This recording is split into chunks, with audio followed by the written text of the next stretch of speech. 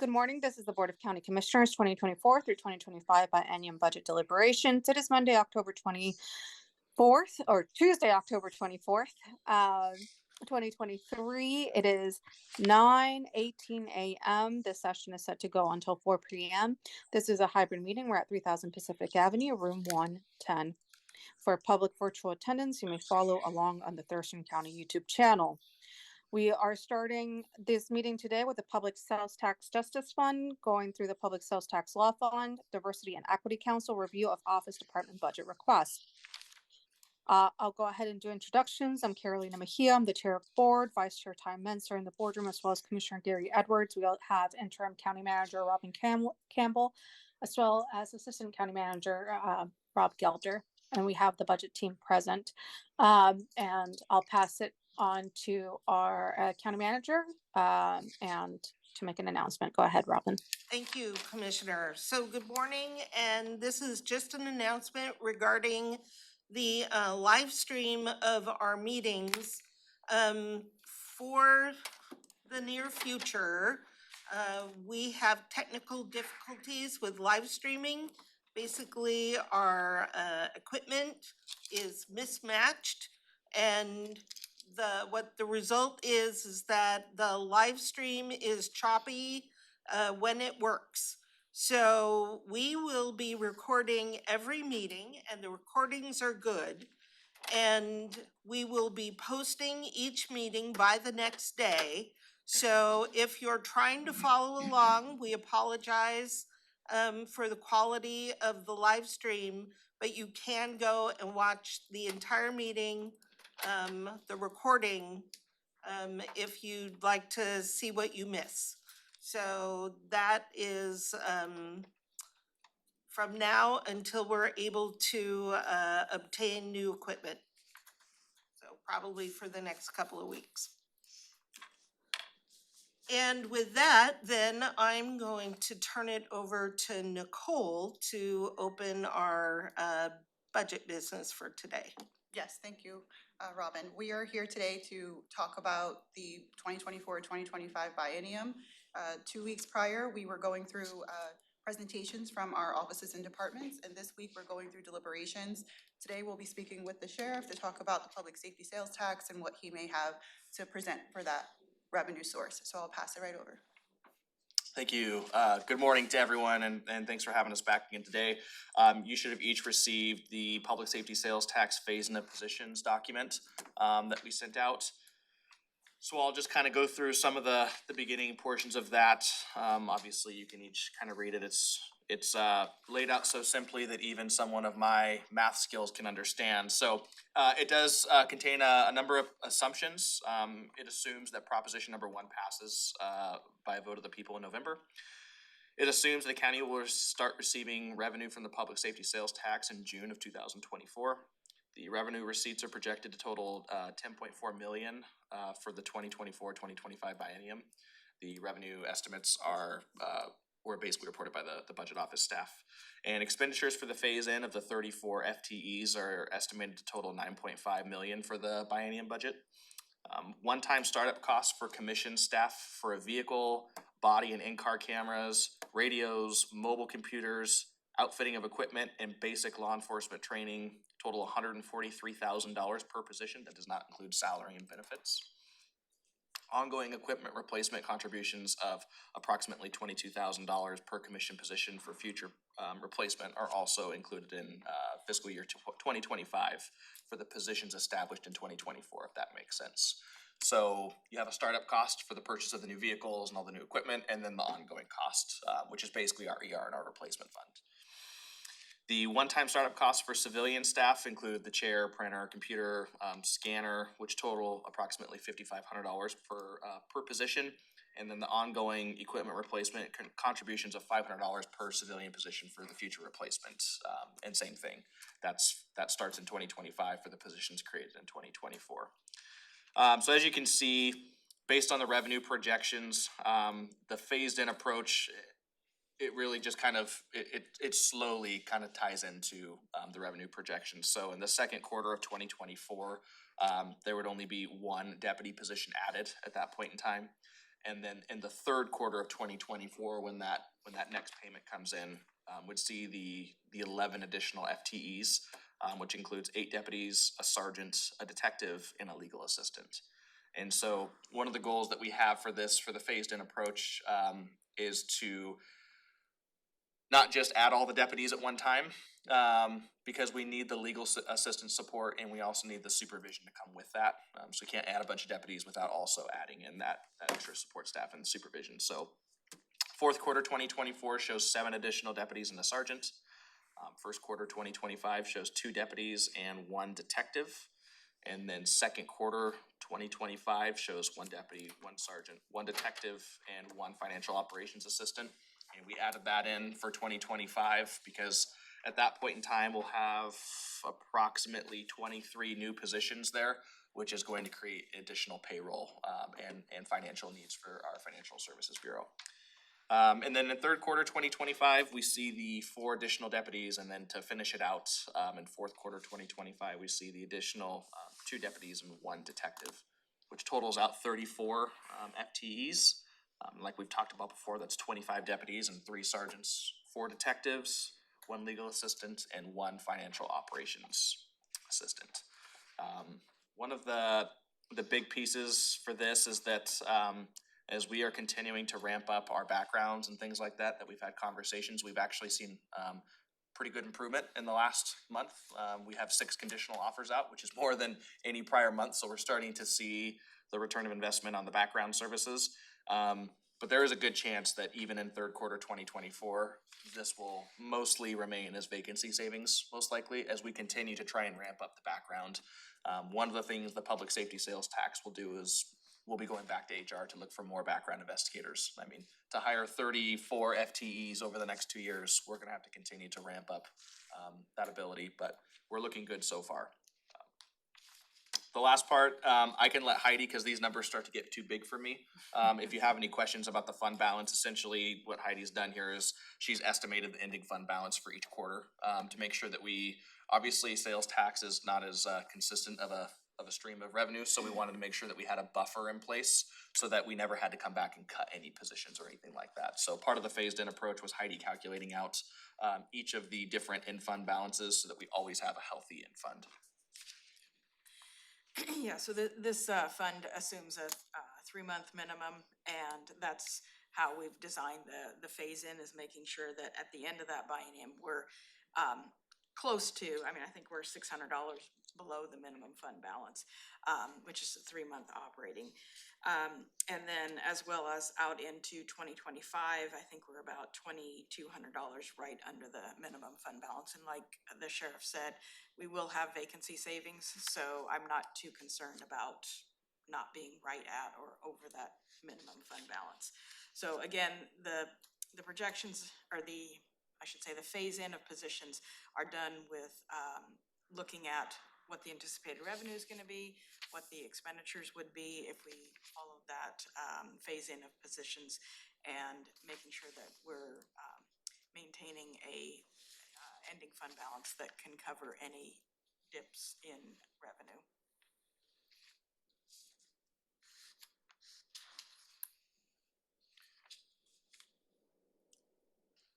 Yeah, I Questions? have no questions. Okay, questions? In the cash. I have almost no questions. This looks really well thought out, so thank you.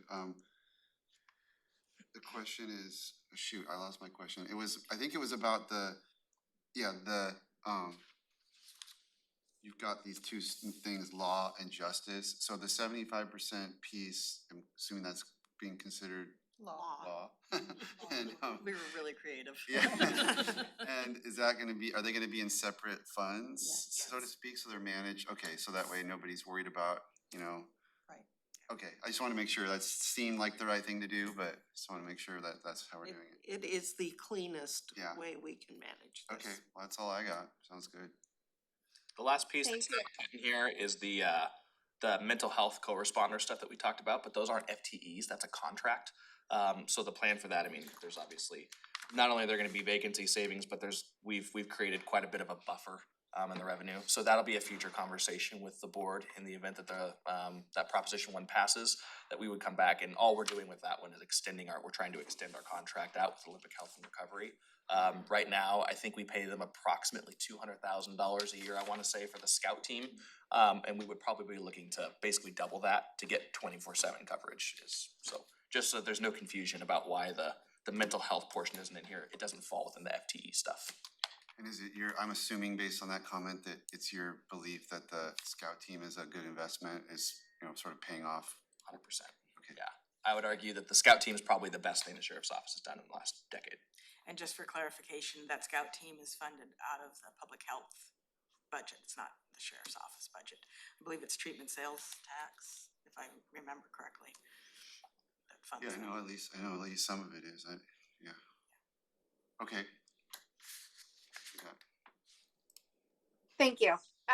Sheriff, my question is in regards to one of the needs that you've stated in the past, and that's infrastructure, and wondering what the capacity is with the proposal you have put forward in terms of finding a new location.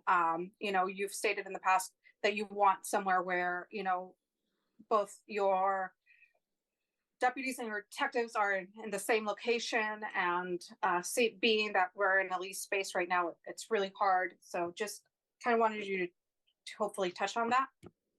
Yeah, and I'll let Heidi talk about, there's a second proposal that does include projections with like a bond in there. And so, yes, you are correct, especially as we move forward. Currently, the detective, our support services bureau, is located with me over at the courthouse complex in Building 3.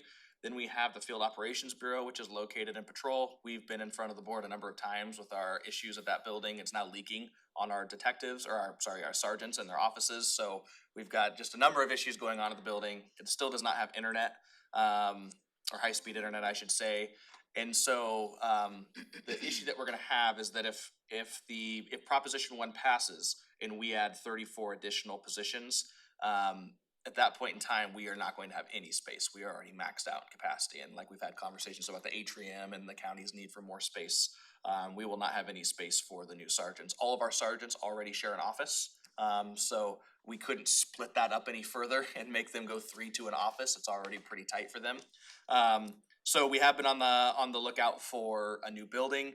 Our target range for a building would be no more than a $20 million bond, and that includes any renovations that need to be done. So we're not looking for the Lacey Police Department special, the $75 million building. We're just looking for a building large enough to get all of our staff into one building aside from the jail, and into a building that has high-speed internet and those kinds of things that meet the infrastructure and the parking and the storage that comes with the needs of the sheriff's office. So I'll let Heidi speak to any type of bond stuff. I know that there was a projection in here that she put in to include a building, but I'll let her.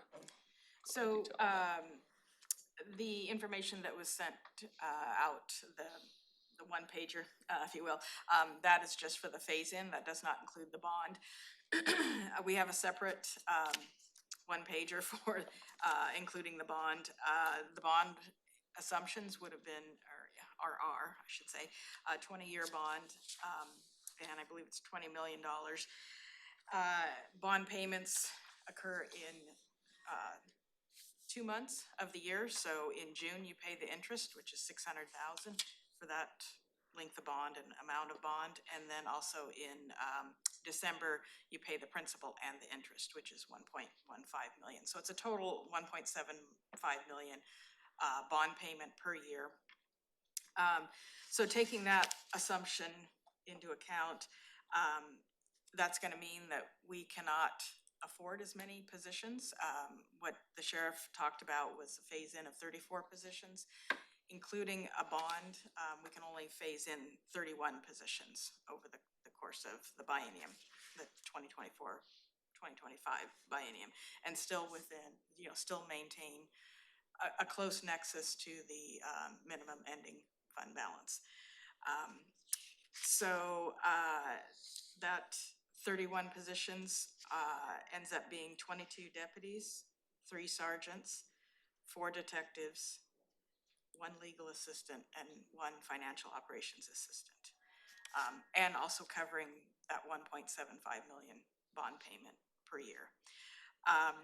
Looking out in 26, 27, we probably could not afford to, given the revenue projections, we could not afford to phase in another position. But when we get out to 28, 29, that's quite a ways out there. Of course, revenue can change, but that's when we could start phasing in more positions.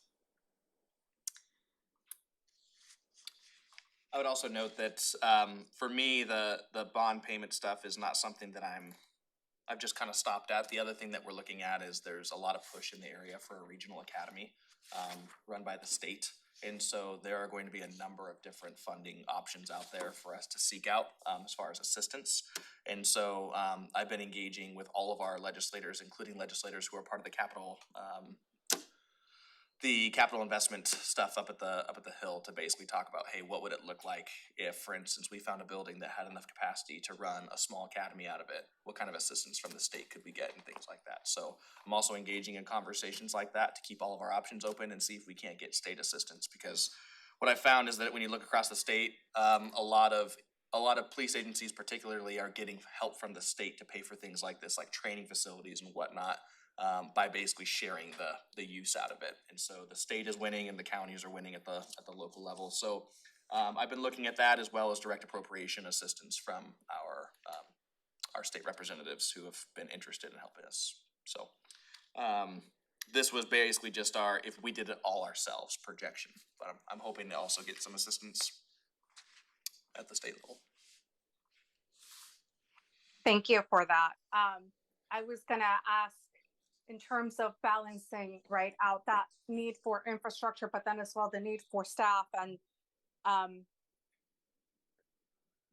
obviously they're both your priorities, and just so kind of touching on, let's say it were all dependent on that, right? And of course, I know that we're probably going to be working to try to get, additional funding for this request, but just wondering, kind of walk me through it, like if there's a delay and adding those additional staff on until I believe 2028 is when Chief Thompson said, and kind of how that puts in like the pressure on staff, and just walk us through that. Was that clear? Yeah, so right now, we just hired one, so we have 10 vacancies on patrol. Our background stuff is starting to ramp up. My big thing when I look at the projections here is with the assumption that Proposition 1 passes, it is probably going to take us a significant amount of time to get through all of these FTEs. So even as we look, even if you consider the projections with a bonded building, it shows that we wouldn't start adding positions until the third quarter of 2024, which was 4 positions total. I would suspect that by then we will still be trying to tie up the back end of our 56 current positions, if that makes sense. What the public safety tax allows us to do, however, is there would still be some funding that was coming in during second quarter 2024. And the reality is that, and this comes up a lot, right, is you can't even fill your current position. So what is the new tax going to do? Well, the new tax is going to open up overtime opportunities for us to continue to ramp up that hiring process. One of the things right now that we're working to do is try to get all of our sergeants optional overtime to do background investigations, kind of an all hands on deck. But you have to have the overtime funding to be able to do that. And currently our budget is too tight to do that. So I think the big thing with the public safety tax in the money is, in the beginning, a lot of the money is going to be spent on the background process and trying to get more applicants through at a time. Just today, Lieutenant Brooks brought me the new list for the testing, and we have almost 400 applicants on our list. But we can only get through so many of them because each background investigator, there's 5 of them, can do about 3 at a time. And those 3 at a time take about 2 months to complete. So when you start doing the simple math, we have people, our competitive cutoff for this list is going to be like 84%, 83%. Below that, there's still another almost 200 applicants that we're not even touching. And so that's my big concern, is we need to continue to get that capacity going so that we can touch down into the low 80s, where there's a lot of good applicants who want to work for us. So you can kind of see how It does create stress on the staff, but it is one of those things where money does solve problems in these instances. If you can increase the amount of funding that you have for your background infrastructure, then you can get more people put through the process at one time and get people hired faster. It's the same reason why Thurston County has a slower hiring process and Pierce County has a faster hiring process. They have more people dedicated to their background unit who are doing more backgrounds at one time. So we're just trying to catch up to them in that aspect. And I would also add that on average, it takes 12 to 14 applicants to get to one hire. So it's not, looking at 2 or 3 people and hiring most of them. It's quite a few that we're going through before we get to a hire. Heidi, on your bond configuration there, what interest rate did you use? I was given a rate of 6% to use.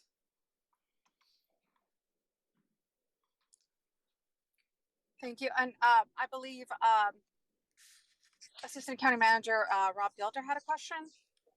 I did, thank you, Commissioner. I did, but I'm not quite sure if it was answered. I think it was, but it was really related to the kind of that phased in approach, if that was actually being informed by the amount of time it takes to fill current vacancies.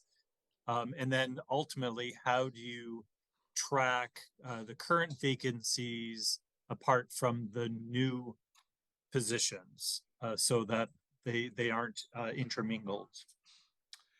So the phased in approach that we have here is not based on how quickly we think we can fill the positions. It's based on revenue.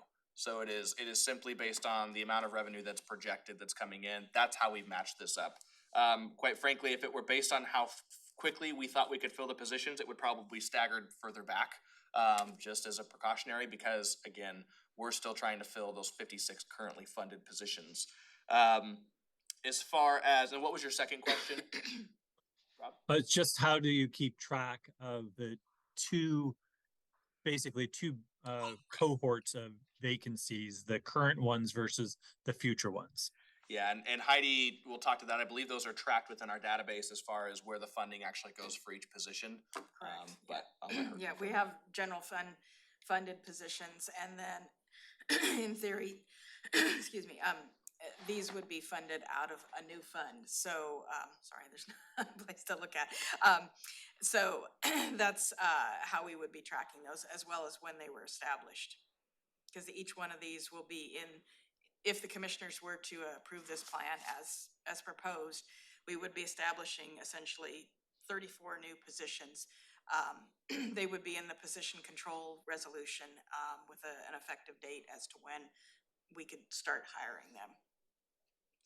Yeah, so Thank those you. positions would be tracked across the board. Just like I think we have positions that are funded through grants, for instance. So those positions are clearly noted that they're grant-filled positions and not general fund. Thank you. Thank you. Okay, any additional questions? Commissioner, if I could ask, Okay. if this passes and we're able to collect this tax, a number of your requests in this budget were from the general fund, not from the new fund. Is there anything that you were asking for in the general fund that is such a high priority that should this pass, we could shift that to this new tax? I believe so, yeah, and we've kind of had those conversations. In fact, I met with Chief Thompson and Under Sheriff Pearsall last week, just to clarify, right? Obviously, the general fund is looking tight. There's budget cuts coming, so we're not projecting any significant growth for the sheriff's office out of our general fund requests. And so kind of the conversation evolved around, how flexible is this going to be with the county then? If we don't get any of our general fund requests and then the public safety sales tax passes, we need that evidence technician, for instance. Can we come back to the county and do a budget amendment? There are some things we'll just want to weight that very carefully, I think, because the Proposition 1, although it is all encompassing, we've tried to come out and be very clear about what we're going to spend the money on. And so what you'll find and what we explained during our budget presentation was that our general fund was it was exclusively civil positions, civilian positions within the agency, cadets and evidence technicians. And so Proposition 1 is, from what we have presented, has very clearly been more deputies on the road. So I think we just have to be careful if we go and we position that to the community that it's more deputies on the road, and then all of a sudden we're putting cadets and evidence technicians in the mix, because each one of those positions is going to take a patrol deputy away. So it's just something to keep in mind. The evidence technician one, I think, is one that could come back into the public safety sales tax fund, and then obviously we have a financial operations assistant in here as well, just because that position actually adds a detective back into our fold, which is accomplishing kind of the same mission, right? To get more detectives and more patrol deputies available. So the other ones, I'm not so sure that I would be comfortable asking for out of the public safety Proposition 1 quite yet, just because it kind of dilutes the whole more patrol deputies, lower response time, more staffing on the road. Can I ask a follow-up to that, Sheriff? Of course. Just in terms of completely getting what you're saying, but going back to the cadets, isn't the cadets also affirming that statement that you just said in terms of freeing up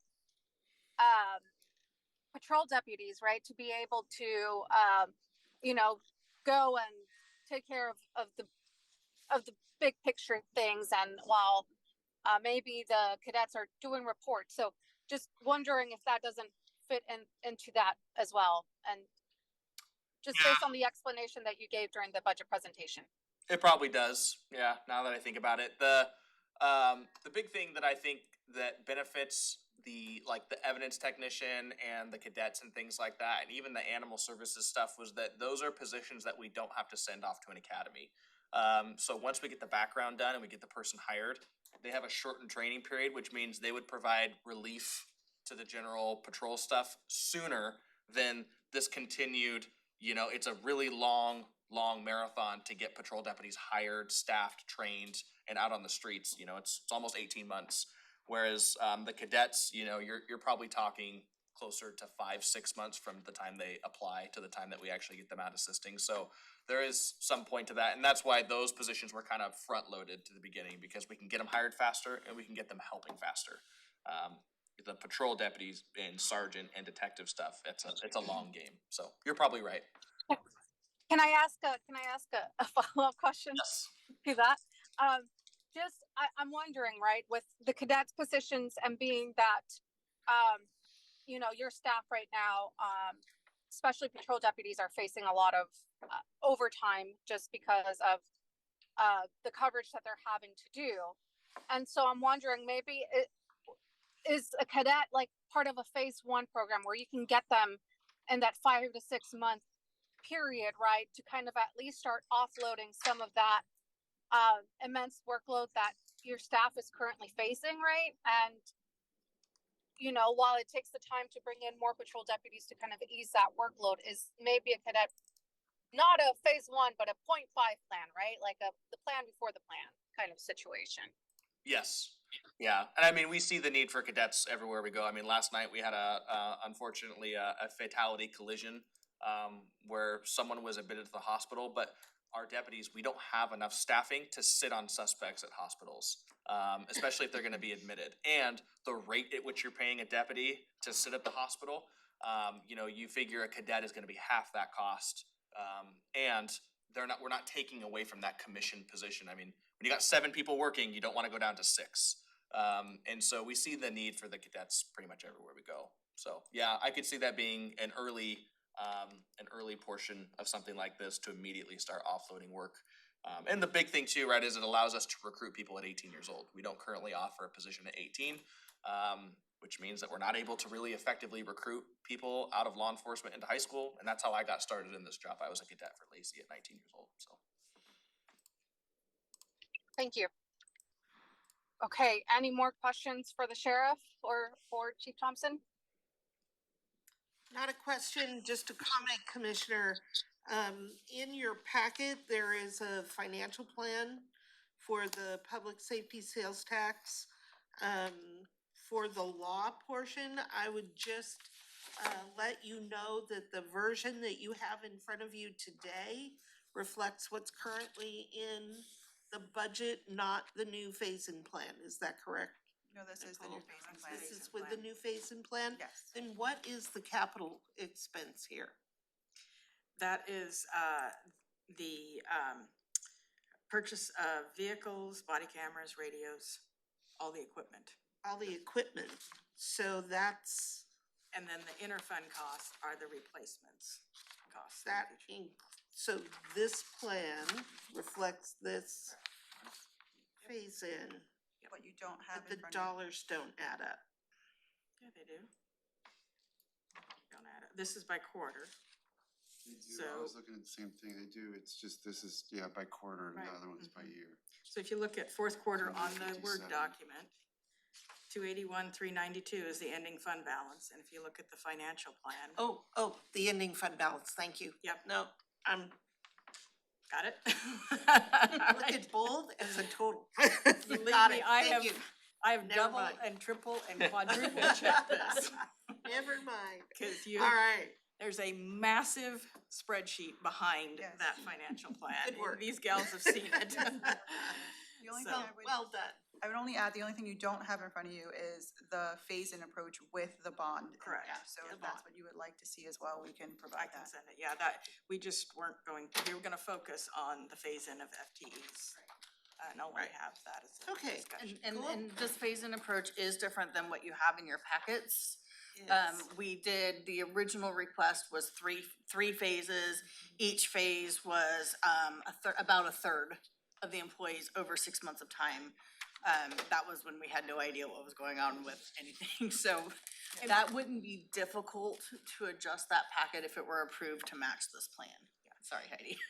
And so when we built the budget back in August, we didn't have revenue projections.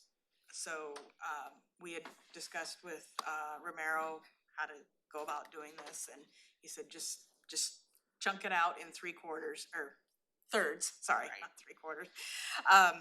Starting in January 1, 2024, we knew that needed to be changed because revenue's not going to, be available. But it was put out there for discussion purposes, and here we are. Well, thank you for the The update, additional information and the work that you've done on this. it's wonderful, very detailed. Thank you guys so much. Appreciate it. Good job, Heidi. Yes, good job. I had the easy part. And we have Prosecutor John Thunheim on standby. Do we, At 10:30, we're supposed to have, okay, so we have a little bit of a So let's see if the other parties could be available break at 10:15? at, 10:15? yeah. That's when we 10:15. asked Mary to Start a come little back, was at 10:15. Okay, in public defense, though, Patrick will be joining us Zoom, so I'd have to get in contact with him to see Okay. if he could meet us. so earlier. let's, Sorry. no, go ahead. Is the next piece, The 25%, so it's prosecutor, public defense and auditor, yes. Yes. and then, okay, 10:15. Okay, so we'll go ahead and take a break until 10:15, and Nicole will get in touch with I'm messaging him right public now. defense. Thank Perfect. Thank you.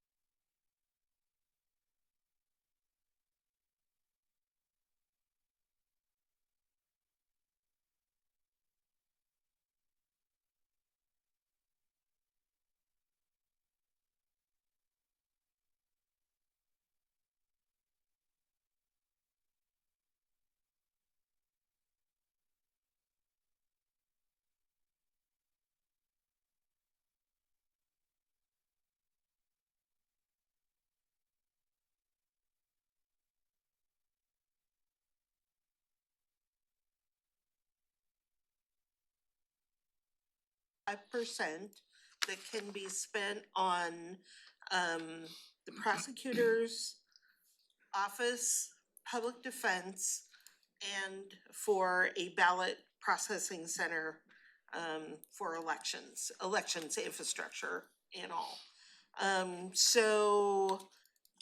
This conversation today is about what we would bill to this fund. Because it's gonna be set up in a separate fund, separate from the general fund.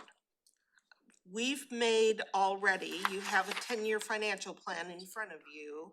The only thing in the plan at this time is payments on a bond for the election center. So we've already assumed that in this budget. We've assumed a $10 million bond. 10 years at 6%. Yep. So the annual payment is going to be right around $1.4 million. Okay, so then let's start there with Auditor Hall talking about kind of the plan with the ballot processing center and just what her goals are, and then we'll move next to a prosecutor and public defense and then talk about the rest of that. So Auditor Hall, I'll pass it to you. So we've had in the works to modify and expand this facility for a number of years. We've been in the same footprint since 1985, and we've had substantial growth. So it's very, very tight in there. We're in a new era in elections. There's a threat landscape out there that we've never seen before, that's not going away. And at the advice of Department of Homeland Security, election offices across the country are modifying their facilities to put the security in place to protect election workers. So that's what we really need to do with this facility. It's really, the security part of it is really what is going to be the most expensive. And even if this passes, I am not going to stop applying for grants. In fact, I have a meeting this afternoon or tomorrow with Jana, whom you met with Department of Homeland Security, to talk about some available funding. Now, the challenge is still we do not have any EEOP, and any type of justice funding requires one. EOP. Equal Employment Opportunity Plan.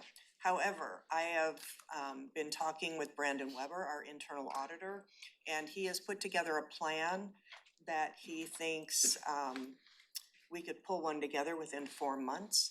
It will take cooperation from some of the departments, but as I like to say, many hands make light work, and that's how it's structured. Can I ask a question Sure. really quick in regards to the EOP? For that, do you need something that's specific to the auditor's office, or does it have to be countywide? It has to be countywide. Thank you. Yeah, and we've asked everybody in justice we can get an answer from to confirm that information, and that's what we've been told. However, we can apply for grants, we just can't spend the money. So we have an opportunity to apply for the grant and make sure we get in that window. But we won't be able to spend any of the money until we have an EEOP in place. And that's exactly what I plan to do, and Robin and I have had some conversations just today and yesterday going back and forth discussing this. Could we add this to an agenda setting, just that way the board is up to date on kind of what the process and timeline is going to be? Absolutely. And And I'll bring Brandon, who put the plan together, as well as Stacy. And DV, yeah, and that way, at least we're all on the same page on the timeline of that, and we have. Yeah, and Brandon's met with DV, so. Okay, So I'm hoping that we're not going to need all that $10 million. Some of the grants that are coming out, we have been told are going to be quite large opportunities, and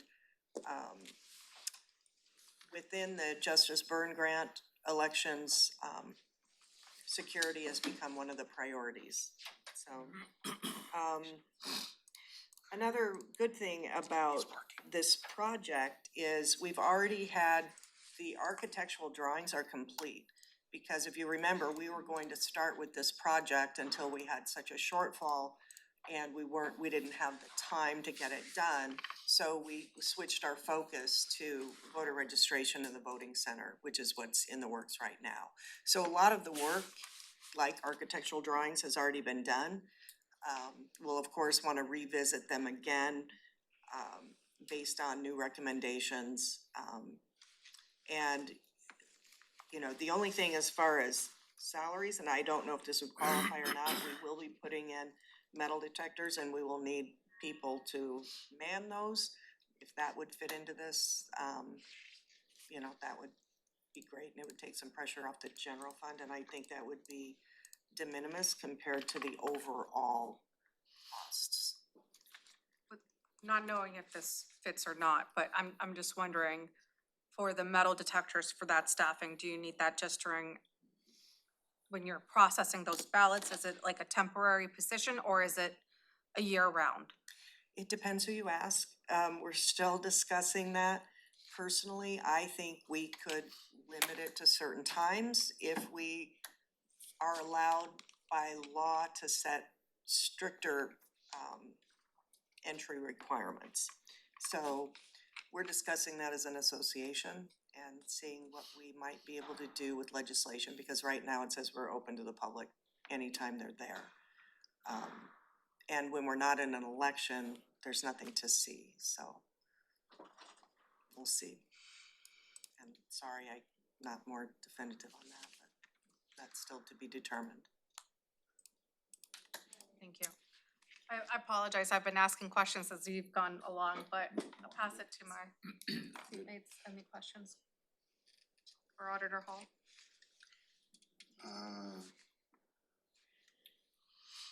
No, I guess, I mean, I'm just looking at so $1.4 million per year for 10 years is the estimate of what we need to pay back the bond that's needed for this project.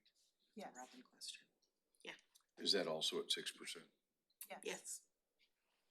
10 million over 10 years at 6%. There's a chance we could get a better rate than that, but for now, just for the purpose of estimating it. Seems Chance safer might to be use a worse, higher. too. The last bond we issued in a much better market was 4%, so.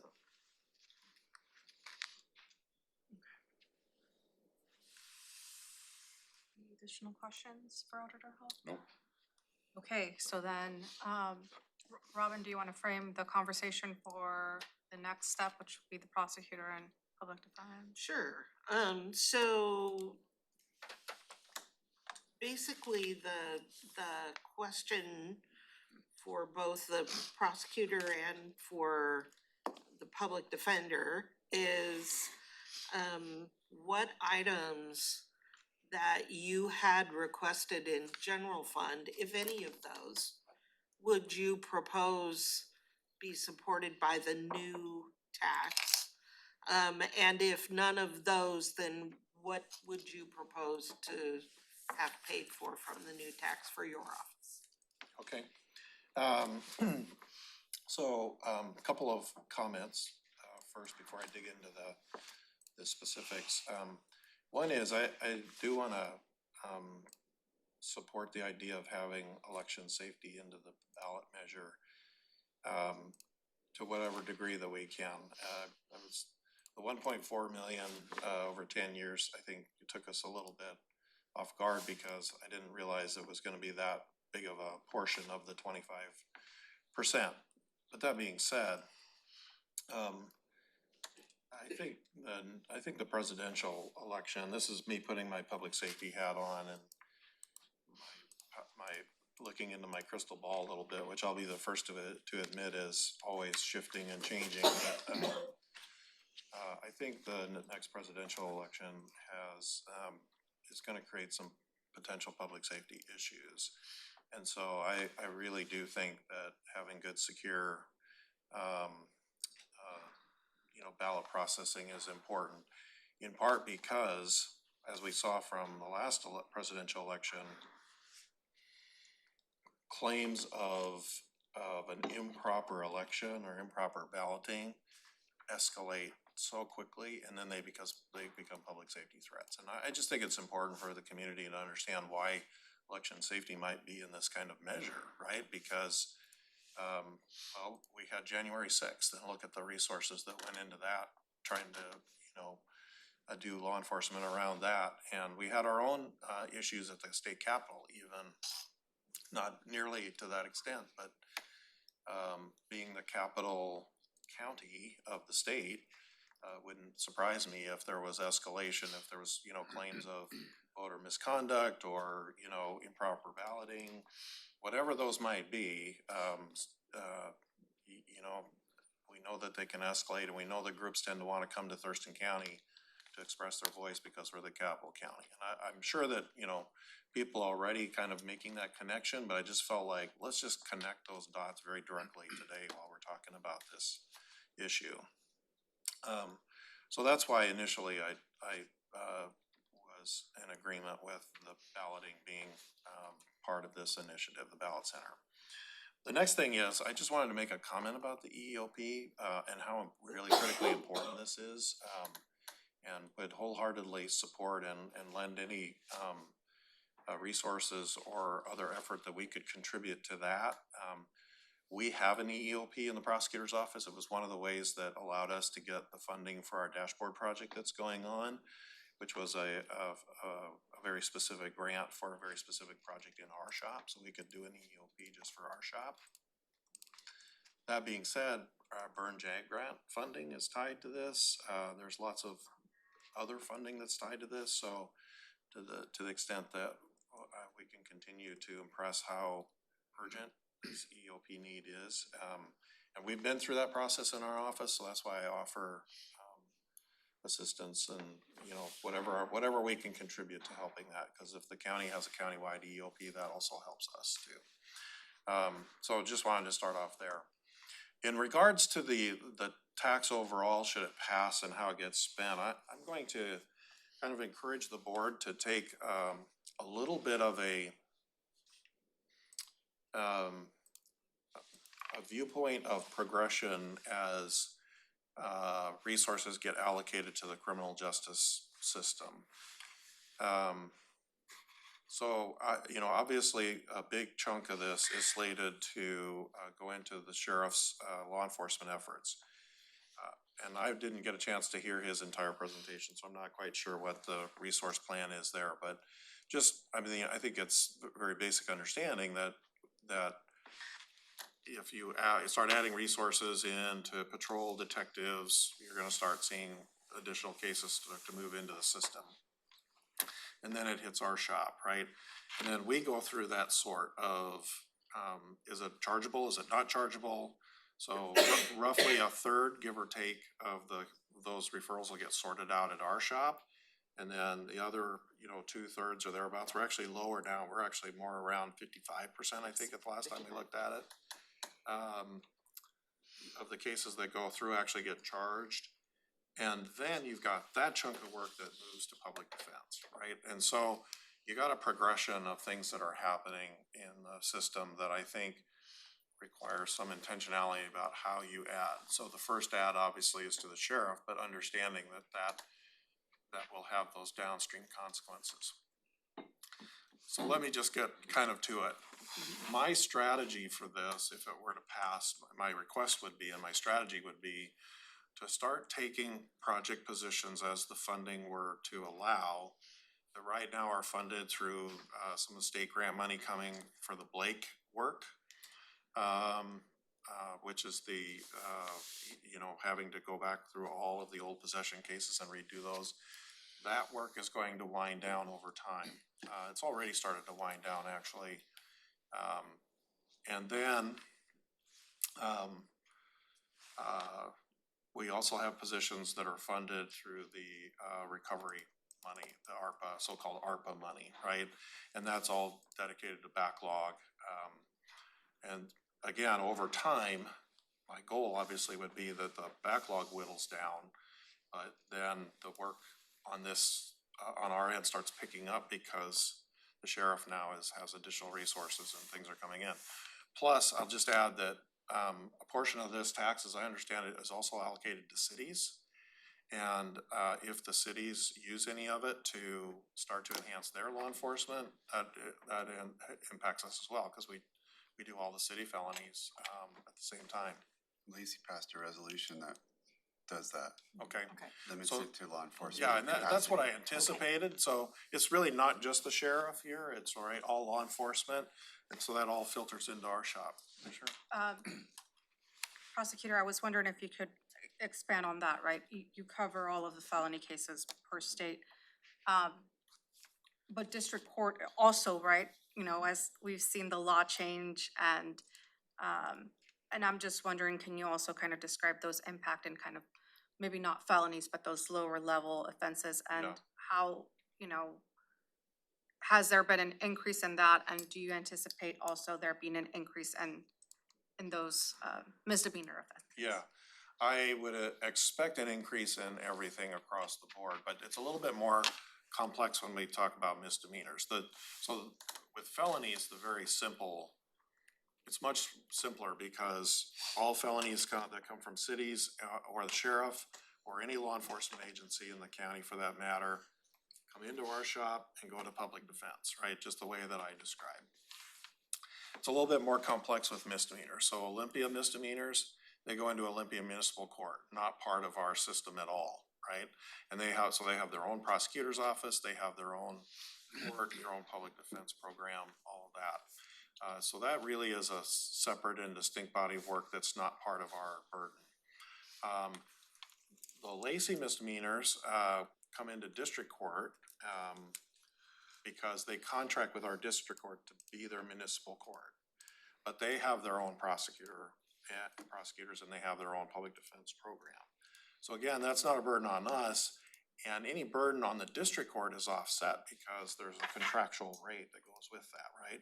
So conceivably, the cities, if their filings start to increase, they start paying more to the district court for that service, so it offsets a little bit.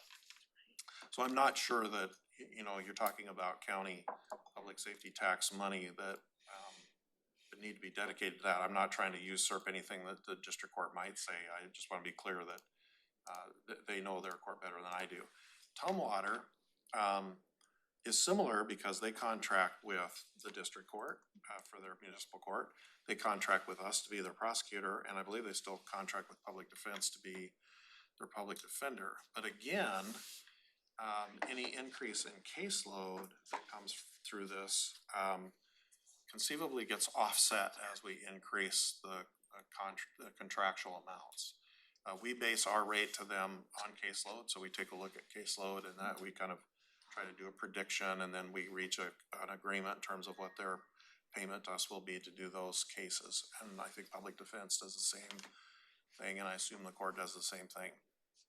So the misdemeanors, that was a long way of saying the misdemeanors I don't think have as much impact on our county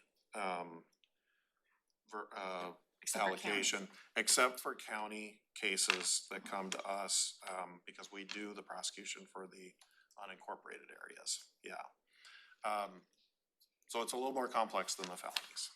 Did I answer your question, Commissioner? Yeah, and so I'm wondering with I guess just a follow up to that, and thank you for kind of breaking that down. With the law change and I forgot the bill number, but with possession now being a gross misdemeanor. Yeah. And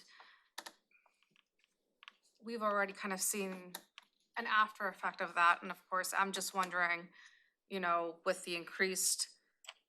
with this public safety tax, if it passes, increased deputies on the road, right? Is that a place where you're also expecting an impact in your office? And I think the best I could say right now is, in my crystal ball, that is really one of the fuzzy areas. Because we've not seen a big insurgence since the law went into effect. Most of the cases that we've seen come in under the new law are actually cases that were secondary to something else, like somebody gets arrested on a warrant and then the drugs are found in their possession, or they're arrested for a different crime, same thing, right? We've only had a handful of cases come in where it was just the gross misdemeanor, and that's what I'm hearing from the cities too. But it's so early, I don't know that there's any real predicting what's gonna happen over the next year, say. I think it's safe to say there will be some increase, but how much, I think is really a roll of the dice right now. And I'm not, sorry to interrupt you again, because everything you're saying is really on point. I just wanted to, I'm not sure where you were going, but the progression argument you were at, I would just complete it by, I've also talked to Superior Court, you know, as you were saying, like, certain amount of cases touch your office. Yep. Those certain amount of cases screen touch public defense, ultimately they touch the courts. That's right. We did not include the courts here. Yeah. So I've had conversations with Judge Wilson, just making her understand that the board understands that progression. Yeah. And we're not, you know, it was a decision that was made, a practical decision to frame the way we did in consultation with your office, public defense, the auditor. But we can't forget, I'm just, you know, I think it's kind of where you're going. We can't forget that there's gonna be an impact to the courts, and we may have to backfill that with general fund dollars to make sure that they get, that we don't have a bottleneck there. Yeah. Because the whole thing is to make this whole system work more smoothly and efficiently and accurately, and greater justice and all those different parameters of what that means. Right. But you can't forget the court as part of that progression you were describing. Yeah. No, your point's well taken. And I didn't mention the court because I was focusing on the, you know, the funding of this and, you know, who's funded and the impact on them. I will say it also gets a little bit more complex with the court because the court does so much other work other than criminal too, and other than public, quote unquote, public safety. But that being said, I think the ultimate benefit of the tax, if it passes, in terms of looking at the other players, because there's a few others, right? There's the county clerk, for instance. They're gonna see more filings coming across, and they'll have increase in their processing capacity needed. Pretrial services, another agency that could be impacted, obviously, because we'll see more people coming in the system, more need for supervision. Now they have some funding source available from the treatment sales tax where it's appropriate. But the point is that I think ultimately the benefit for the other agencies is the fact that you'll take the growth in the sheriff and the prosecutor and the public defender from that. You'll take that off the general fund, right? The burden won't be on the general fund as much. So that means hopefully then you can take general fund money and deal with the secondary impacts that they experience. I assume that's kind of where you'd want to go with that. So to kind of come back then to my strategy, and that would be to try to convert positions from project to regular FTE as the work that they're doing in the project winds down, but as the other increase ramps up. So for instance, I think the Blake right now is, we're looking at probably that funding ending sometime in is it next year? Right now, it's June 30th of 24, but there's some murmurings that it may get extended one more year. Yeah, so somewhere probably between, in fiscal year 24 for the state, so that'd be June or July through June of 24 to 25. That funds right now what we are referring to as our conviction review unit, so that group of those staff are working on post-conviction motions, appeals, the Blake work as well, which is post-conviction work actually.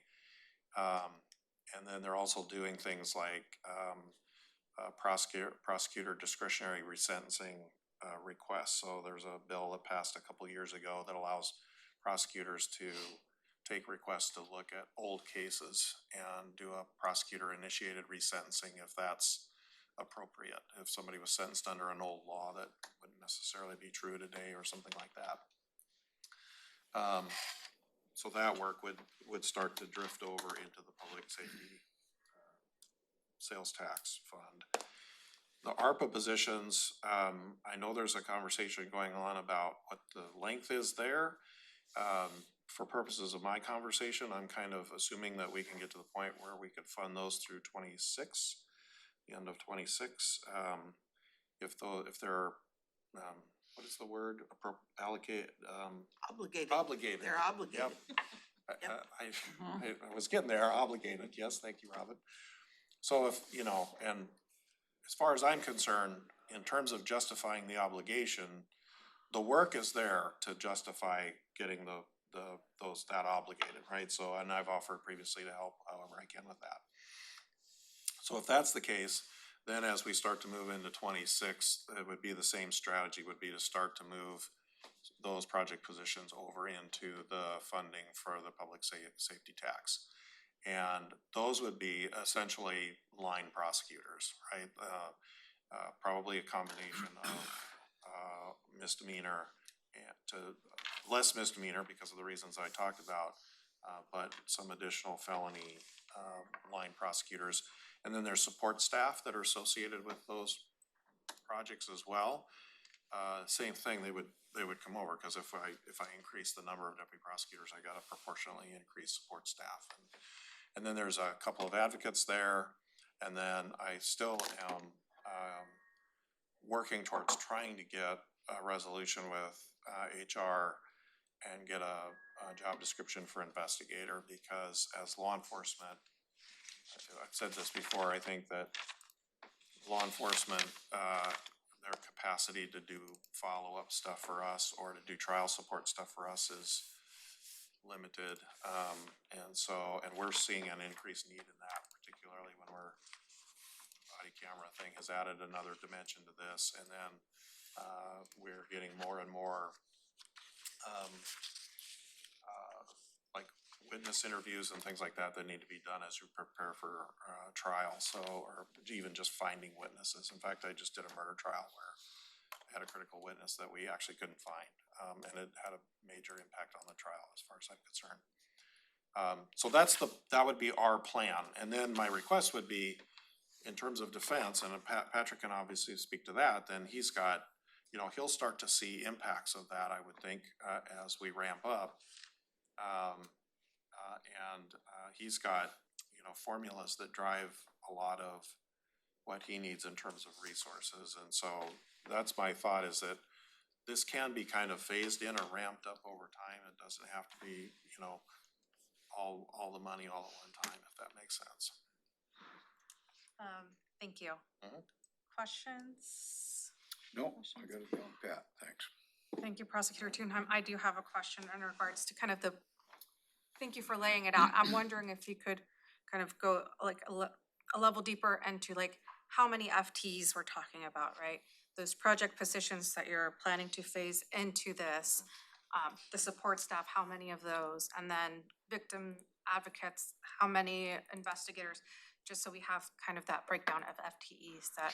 Sure. And this is also in the slide. So in my original budget proposal, we had one slide. We were actually kind of anticipating this conversation, but we got a little bit ahead of you. So in our original slide deck, I was gonna say, this sounded familiar. yeah, there's a slide there that talks in depth about this. So if every project position were converted over time, the total would be, I think, 12 FTEs, 6 deputy prosecutors, 4 support staff positions, 2 investigators, and 2 victim advocates. So if I've done my math there, that should add up to 12. That's 14, right? You said 6 lawyers, 4 support, that's 10. It's 10. 2 and 2, you said. 2, yep, you're right, 14, sorry, 14. And for clarity, the 2 investigators were originally funded under ARPA, but we didn't get the job descriptions available. Yeah, and actually, so if you remember back to my project position or my original budget discussion, the project position, we've been in this ongoing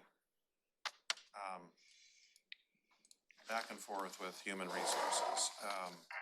I won't go into the weeds on that, but there's a lot of, that's been a problem for us, a barrier for us to get this thing going. If ARPA were extended to 2026, I think I would still initially, and we get that job description, we put it in for this year's budget so that it was on the record, right? But my goal would still be to fund that with ARPA money if we can resolve the job description issue and actually go forward with hiring in 24, if that funding is actually available for 20 through 26, because that's 2 years then worth of work I could use with ARPA funding, and then move them to general fund. Now, if we can't get them obligated through 26, that funding runs short or something like that, then they would be prioritized probably to move into the public safety tax earlier. Yeah, does that make sense? Yeah. Thank you. Thank you for that. And we have your slide deck that you presented to us. My next question is kind of following what Robin had asked early on. Knowing that the Axion software upgrade, you've been requesting that, you said it was your top priority just because of the workload your office is facing. And I'm wondering, is that something, right? Just seeing the constraints we're having with general fund, is that something that, would you be supportive of doing it through the public safety fund instead of general fund? Yeah, if that was the only way to fund it, I think I would, because you're right, that right now that is among our highest priority. Yeah. I think my request would be just knowing kind of that FTEs are down the road and those are people, doing work. I would want to try to exhaust any other possibilities as well, but if push came to shove and that was the only place for it, yep, that would be a place for it to go. May I ask a question? Go ahead. When we get an opportunity to review the ARPA fund and we start looking at what funds are available, if we find that there isn't enough funding available to extend your positions as you're requesting, are you open to moving them to the PST, the sales tax, Yep. earlier then? Yep. Yeah, because the strategy here is that, assuming I can continue to hire and get people back into the positions, I've got openings now, but we're continuing to recruit and hire.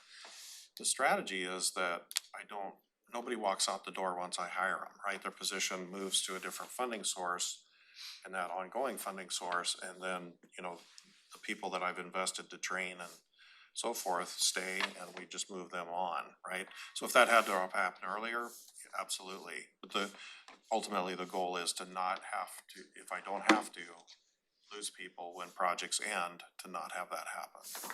Yeah. Thank you. Okay, any additional questions or comments for the prosecutor?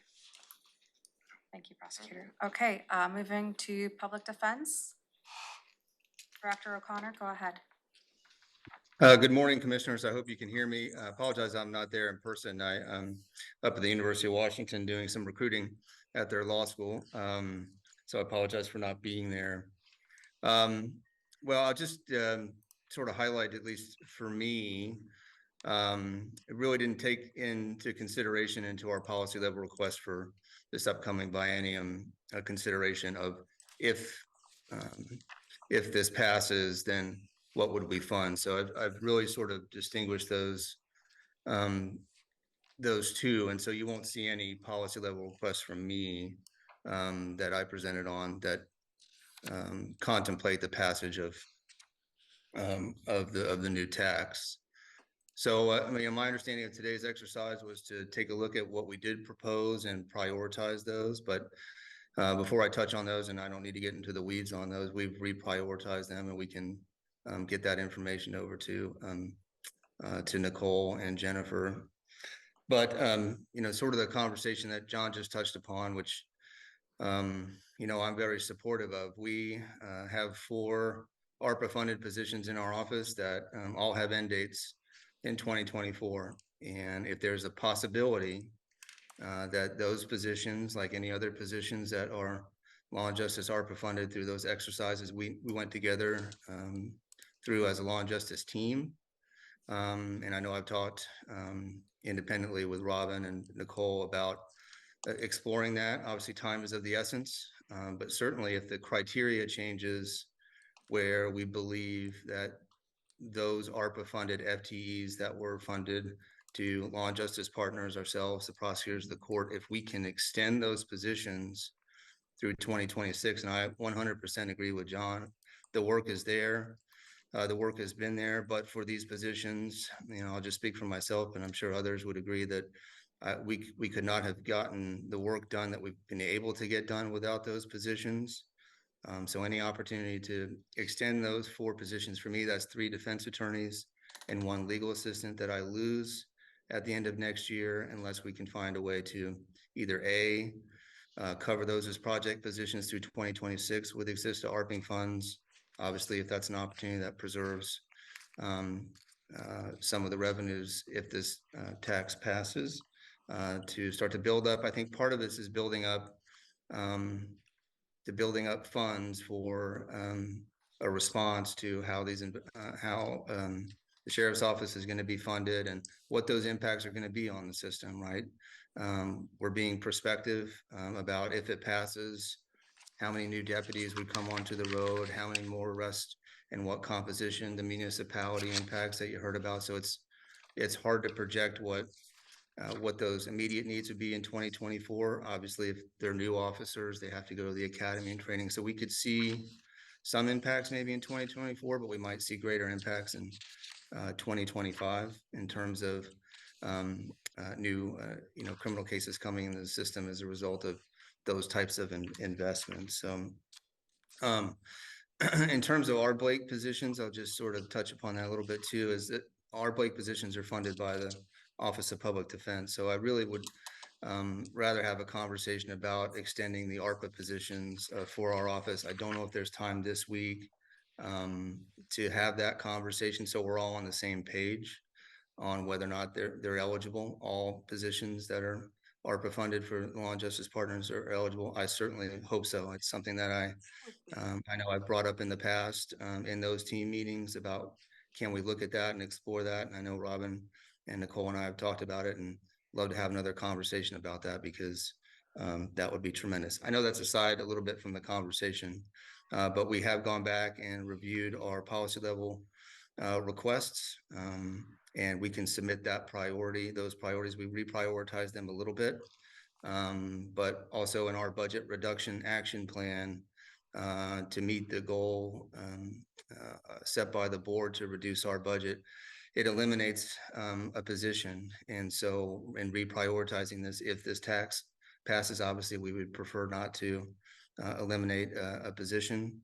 And so we can get those off to the budget team, and happy to have any further conversations about how we reprioritize those positions. And the last point of Commissioner Mejia about, we're in the same boat with the prosecutor's office on the Axon dilemma. To put it diplomatically, it's a challenge for our staff. It's been a challenge for our staff. I think we've made some improvements, but we'd love to explore any opportunities to continue to improve that digital case management, because frankly, it's the past, present, and future of criminal justice and managing an overwhelming amount of data. And that really impacts staff's job satisfaction. There's really no other way to put it. We try to make their jobs as easy and as efficient as possible, but this will continue to be a challenge, not just with Axon, but with GTAC, and managing GTAC is a different conversation. So.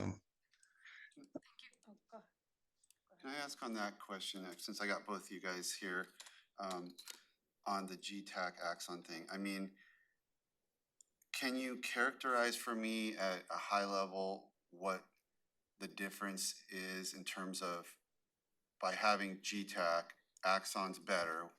I'm hearing that consistent there. So what does it mean? Like you're not getting the ability to, you're not getting the features to like watch it at faster speeds? Is it more staff time to manage just, what tangibly is are you detrimented by having what you've got versus this thing you're asking for? Yeah, well, I can share what I'm hearing from my staff, who are the real subject matter experts on this. And I'd be happy to do follow-up too, if I go and ask them that question, but, and then Patrick may have the same or different input from his side of it. So, the Axon product is a product that was designed specifically for prosecution and defense. So with that in mind, the GTAC really is kind of an add-on, but here are the biggest issues that we face. Right now, we have 2 cities using Axon camera systems. We have the county and Tumwater using GTAC camera systems. The State Patrol is about to go live with Axon camera systems. I forget what Yelm has, but we have 2 systems, right? Axon, we can actually link and take all the GTAC stuff into our Axon system. And so we would just be in one environment for all digital evidence. And it also allows us to upload like surveillance camera evidence or cell phone video evidence. Any digital evidence can be put into the Axon system. And then we manage that, it goes into the cloud, and then we manage it while it stays in the cloud, so it doesn't take up any local storage space. Once we've done our things, so it has redaction features, so we can automatically redact faces. For instance, we can identify a face in a video and say, we don't want this face to appear anywhere in the video. So then the software will digitally recognize that face and make sure that it's blurred throughout the video. So we don't have to do redaction, you know, frame by frame or segment by segment. So that's an example of the feature that it has. Once we've done ours, then basically we push a button, figuratively speaking, and it goes over to defense, and they have the exact same video, and they can use it in their system the exact same way. GTAC, as I understand it, doesn't have a defense part of it, and Patrick might be able to talk more about this. So we don't send them anything, we end up sending them links, and then I think eventually they have to download it. We are having to actually download certain GTAC video if we need to do any kind of manipulation of that video and do it locally.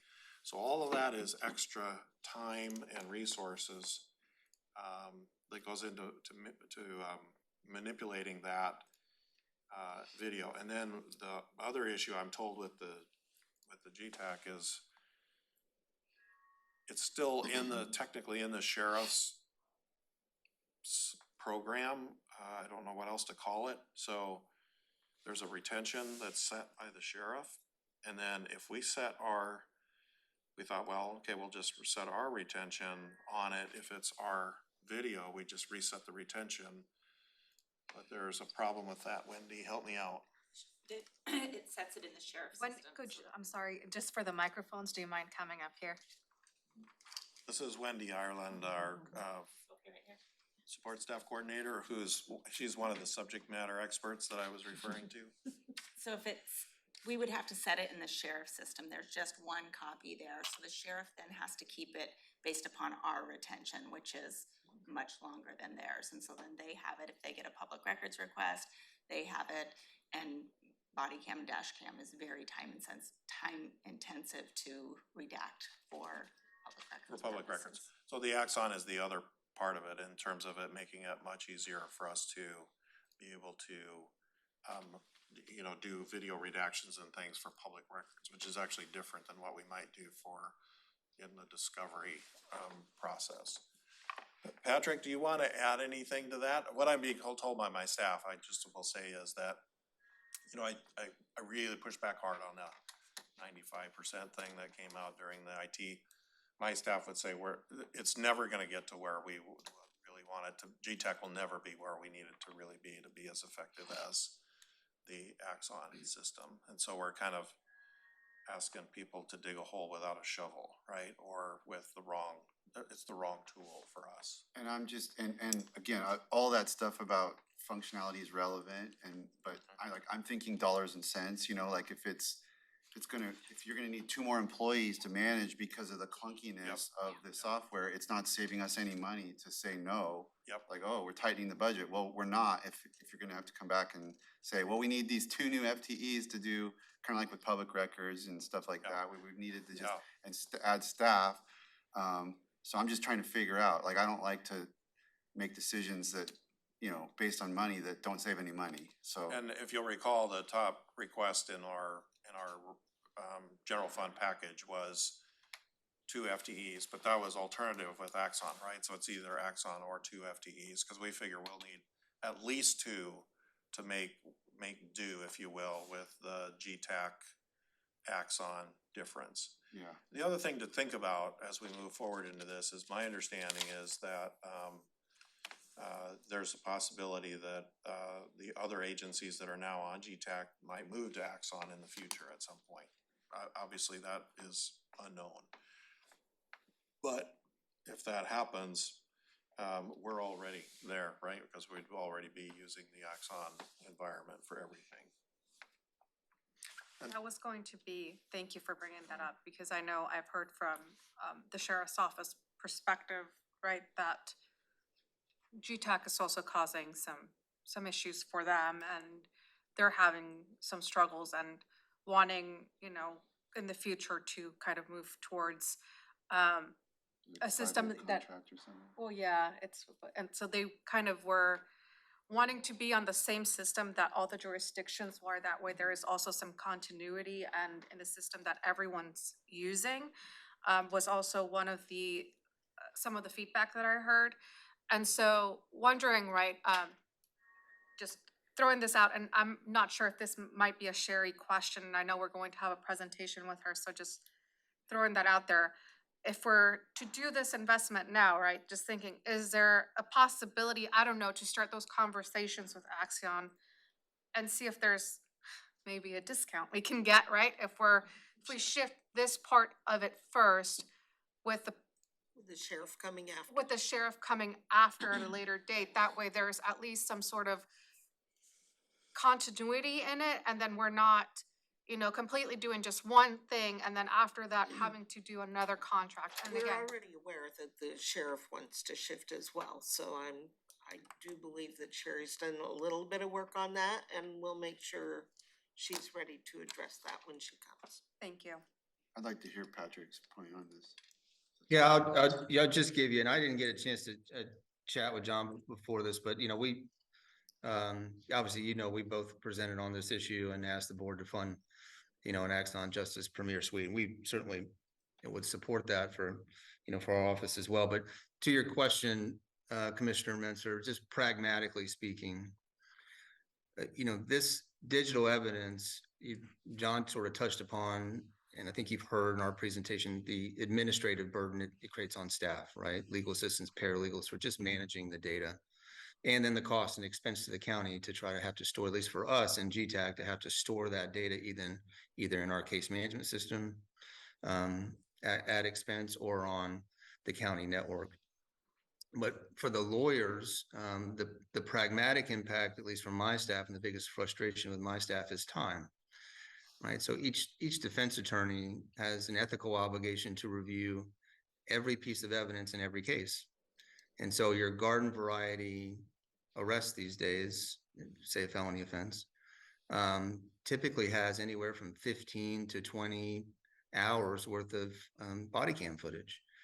And that's in every case. So our lawyers are ethically responsible and obligated to review all the footage. Now, what can expedite that is things like transcription services that come and transcribe every video clip, so you can sort of cut to the substantive portions of the video where there's dialogue of evidentiary value, et cetera. So there are ways to improve it through solutions like Justice Premier, but right now that's a tangible impact. So if you were a defense attorney and you got 4 new cases and you had 60 hours worth of video to review on those 4 cases, you have to manage your caseload. And for me, they have an obligation to report to me that they're complying with our state standards of indigent defense, which is based on the number of hours they work. So it has an impact on the number of cases our defenders can handle when they're receiving voluminous amounts of hours of footage that I don't have a solution for them to reduce the time it would take them to just sit in front of a screen and watch what typically can amount to 75% of just innocuous video footage from, you know, an officer driving to the scene or whatever. So it really does have a financial impact on, at least on our office, in terms of number of clients that we can represent. So with this data, if I don't have a way to reduce the time attorneys have to spend looking at it, then I have to give them less cases, creating more cases that I need to figure out how to assign to other lawyers or to conflict counsel. So it does have a real tangible impact on the volume of cases that, at least in our office, that we've had to try to manage as best we can. Thank you. Any more questions? Patrick, I'm going to ask to kind of around the same question that I asked the prosecutor in terms of your number one priority, right? Which is the administrative services manager. And I think this is in connection to and just listing out, just seeing what your priorities are. Is Right. there any of those that you would, you know, that are coming to the top of your line that you're like, I need them desperately now, that I would be in favor of doing it through the public safety tax? Yeah, so we've reprioritized our priorities because the number one priority is funded through our budget reduction exercise. So I'm setting that aside because that position's funded with our budget reduction proposal. So we meet the cut funding that position. So setting that aside, we have reprioritized the other priorities or the other policy level request with that position out of the equation because it's funded by our reduction. So yes, and I mean, I can announce those here or send them to your team or send them to Nicole, but we have reprioritized those. We basically have three positions that we would be looking at prioritizing. Again, our first priority would be adding a paralegal to our Superior Court team. That would be our number one priority. We have one paralegal for 14 lawyers. We're asking for a second position there. And then our second priority would be to add another investigator to our office, bringing our total to 3 investigators, criminal investigators, to stop outsourcing investigations and to provide more investigation for our attorneys. And then again, in our budget reduction exercise, we had to eliminate a legal assistant 1 position. So that's not going to be a policy level request that you see, but that's an ask that we would ask if this passes to refund that position so we don't eliminate a position. And then, you know, I sort of already spoke to what could be a possibility in 2025. It's just a matter of an approach. So if the ARPA funding positions in our office, which again are 3 defenders and 1 legal assistant, if we can extend those end dates to 2026, that'll give us some capacity to deal with what we anticipate would be more cases to our office. And then similar as was suggested previously, I think by John, is looking to then making those permanent positions after 2026. But again, the big linchpin question there is direction on can we convert those ARPA positions into project positions through 2026? Thank you, Patrick. And I'll rephrase, since we can't, there's a supplanting clause in the resolution. It would be adding a legal assistant. Right. So we would need to add one, and that's a question that I had as well. So we would work with the budget team if that's something we need to, you know, put forth as a new position. Okay. And then I imagine we're going to be having ARPA conversations later on this week with our budget team, and kind of we'll be discussing all of the ARPA requests that we have gotten, these included.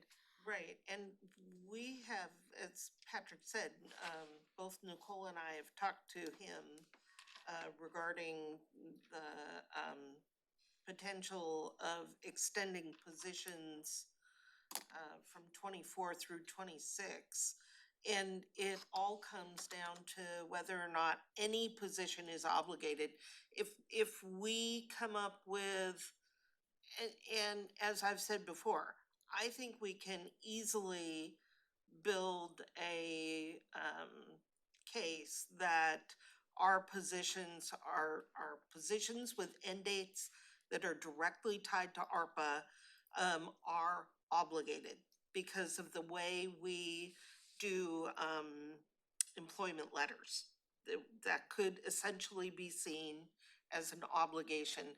And so if that applies to one position, it applies to all the positions that we have structured in that way. So prosecutor's office, public defense, and possibly others that we have would be covered by that interpretation. Thank you. Okay, any more questions?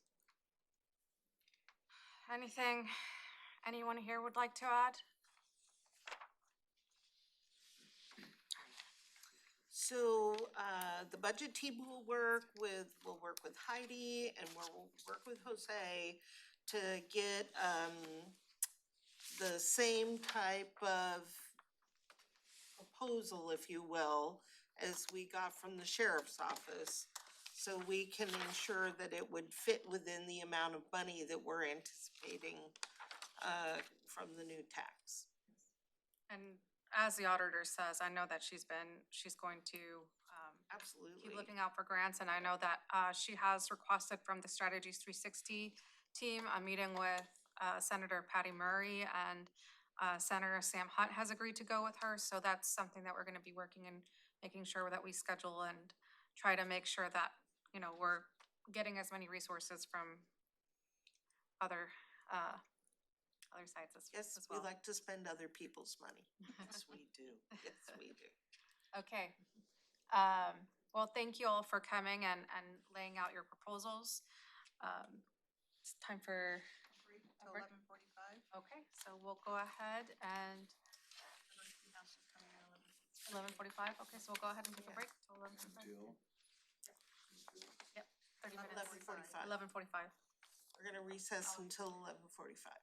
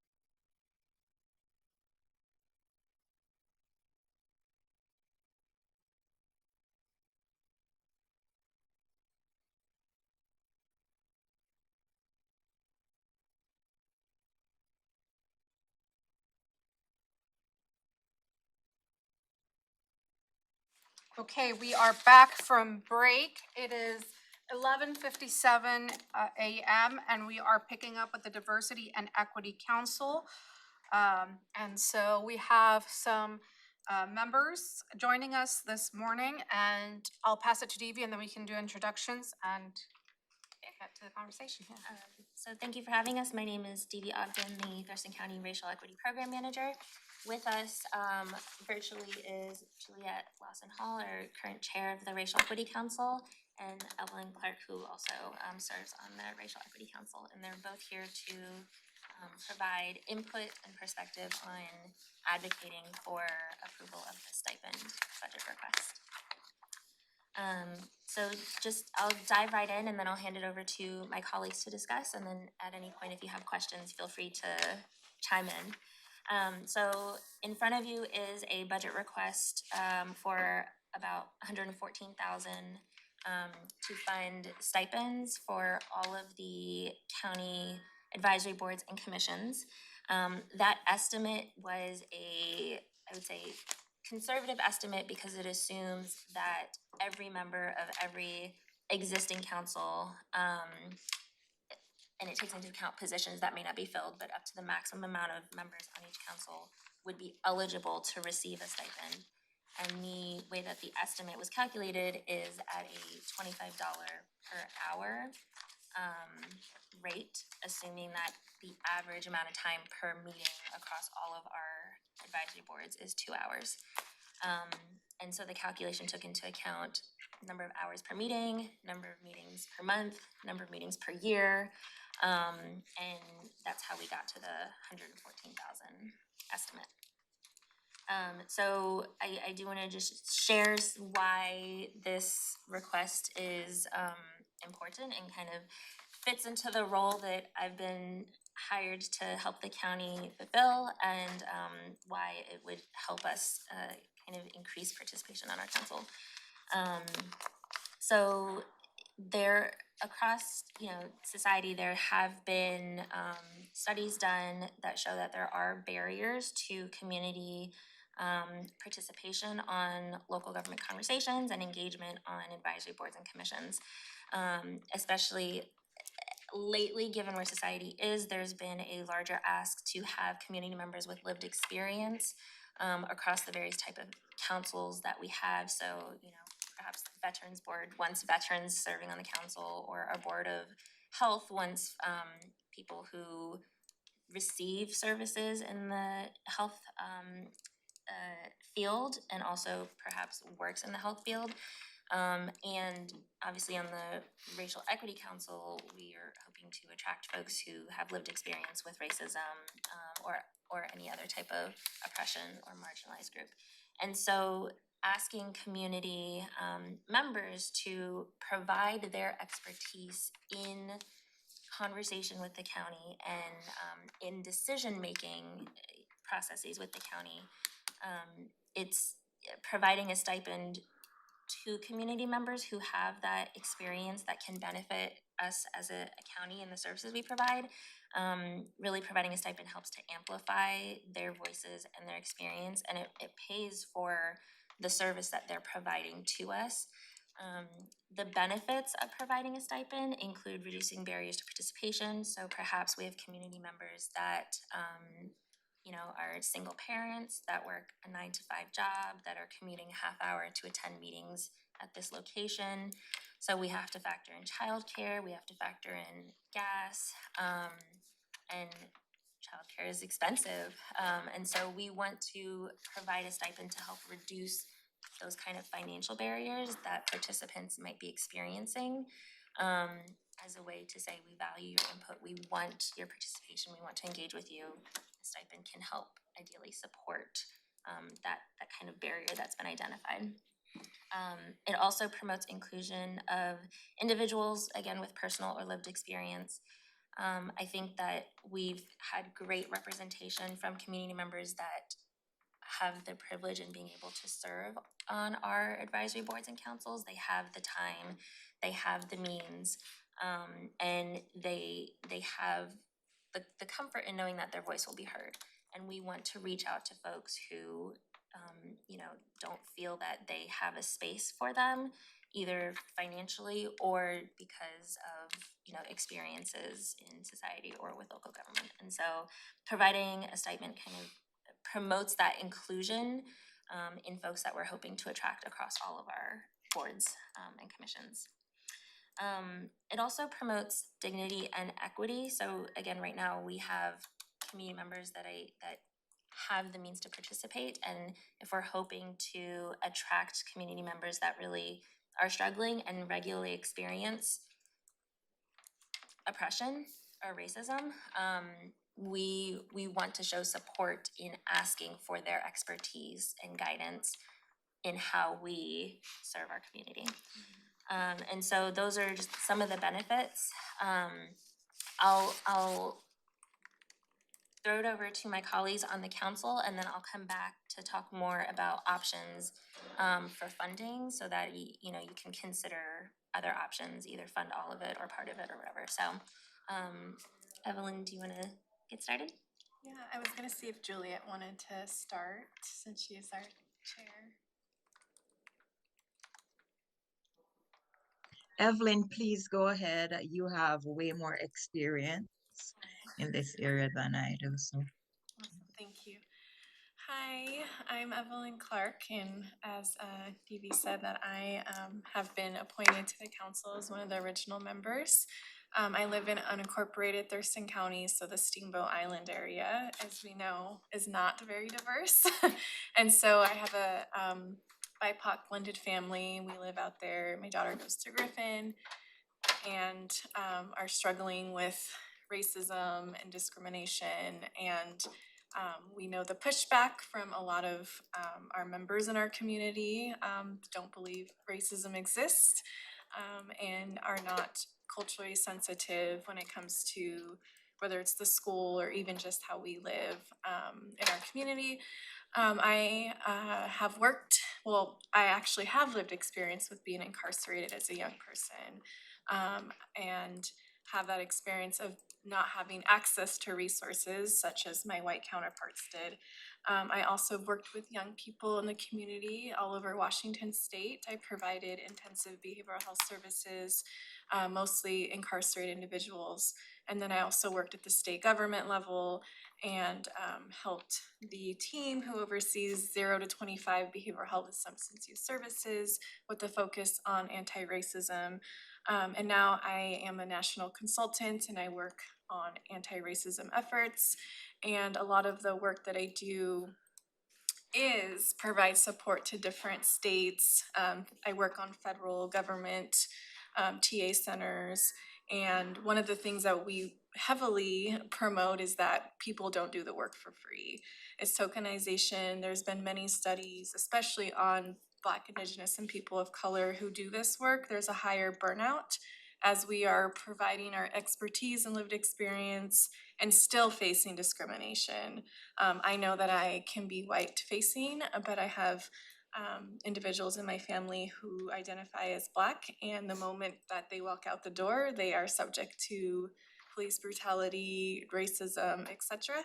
So again, when I worked at the government level, that was a lot of things. I started councils, I chaired the governor's juvenile justice committee, and that was one of the things is that we do not tokenize for their voices so that the systems can benefit from that. And as we know, Thurston County is not very diverse. We have declared racism a public health crisis. And so again, you're having individuals who face these things every day and then having to come to essentially, I'll say this in a way, essentially make a system who is primarily white benefit off of our work.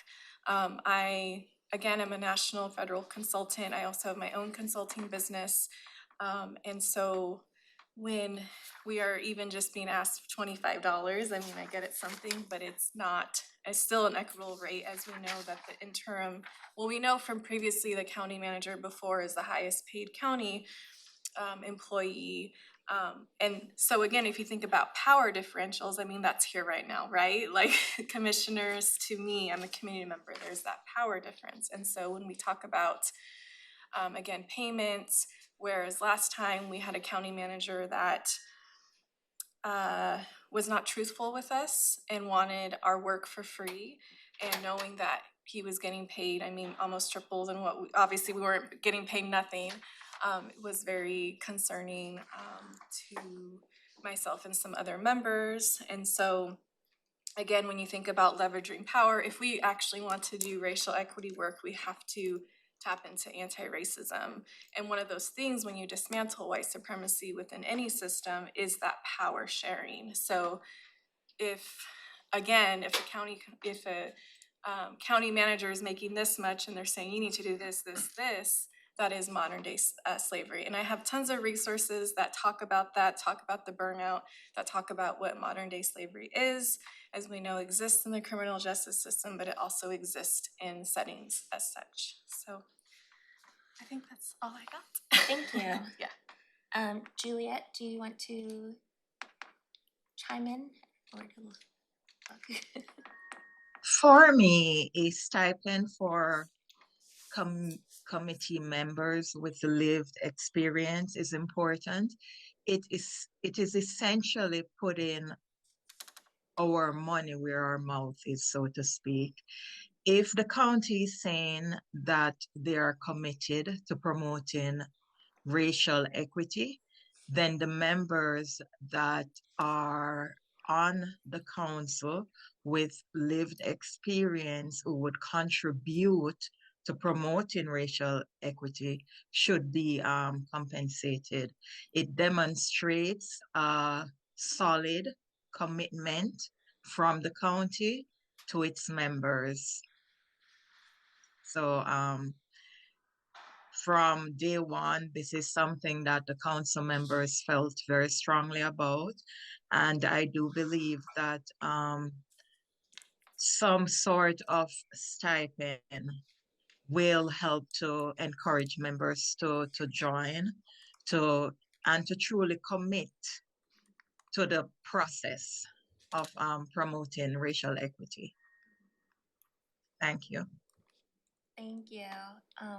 And I do want to chime in. Thank you for sharing your personal experience. It reminds me of conversations that I've had. I know with the Law and Justice Council, they're having conversations as well on how do they get community members who have been in our criminal justice system involved in conversations with the county. But we know that folks who have been somehow involved in the criminal justice system struggle. And honestly, that is even outside of race. That is anyone who gets into the system is dealing with some form of barriers and getting back into the community and kind of reestablishing themselves. And so I think when we consider who we're asking to provide input across all of our boards and commissions, if we're targeting people who have the experiences that I may not have, that like all of us may not have in our lives, I think that supporting their efforts and their contributions with a stipend, it does show that commitment from the county in supporting racial equity work and equity work in general. And in the packet, you all have a letter by our other council member. I don't know if you need me to read that or if it's okay that it's in. I've read it myself. We have it in our packet. Okay. And so that letter is from Dr. Jackson, who also is advocating, recommending the board approve stipends across the county. So before I get into the options, do you have any questions? Questions, Commissioner Edwards, go. I just want to throw in that Jason, who's not here, but he and Evelyn had a long conversation and he was very supportive. I don't want to speak for him, but along the same lines as what Evelyn has described. So I just wanted to let you share that with you guys, come on. Yeah, thank you. Go ahead, Commissioner Edwards. The 114,000 that you've come up with, does that cover, if you want to call them indirect costs, but associated costs? Like I could envision easily a bookkeeper trying to keep track of this and making out who gets what check and what meetings and all that. as a whole nother process, and by the time you do wages and benefits and the whole thing. So I mean, I could easily see this being 200, over 200,000 That in reality. That estimate does not cover indirect costs. Part of this conversation, there is a policy draft in the works that should you approve the budget request, I would come back to you at a later date with a draft policy that would lay out the logistics. Based on the draft and based on conversations that I'm having with other localities, ours would end up being a manual process. I know ours would be a manual process and kind of tracking who's showing up to the meetings. I spoke with City of Lacey, and they have technology that really helps this effort. And I think that is something we could consider at a future date, but right now it would be up to like staff liaisons to manage who's attending.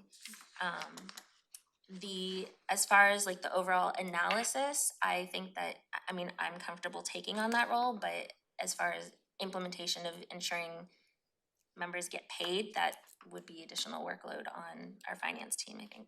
How many other jurisdictions, including the state, that are around here locally do this? Right now, I know of City of Olympia and City of Lacey.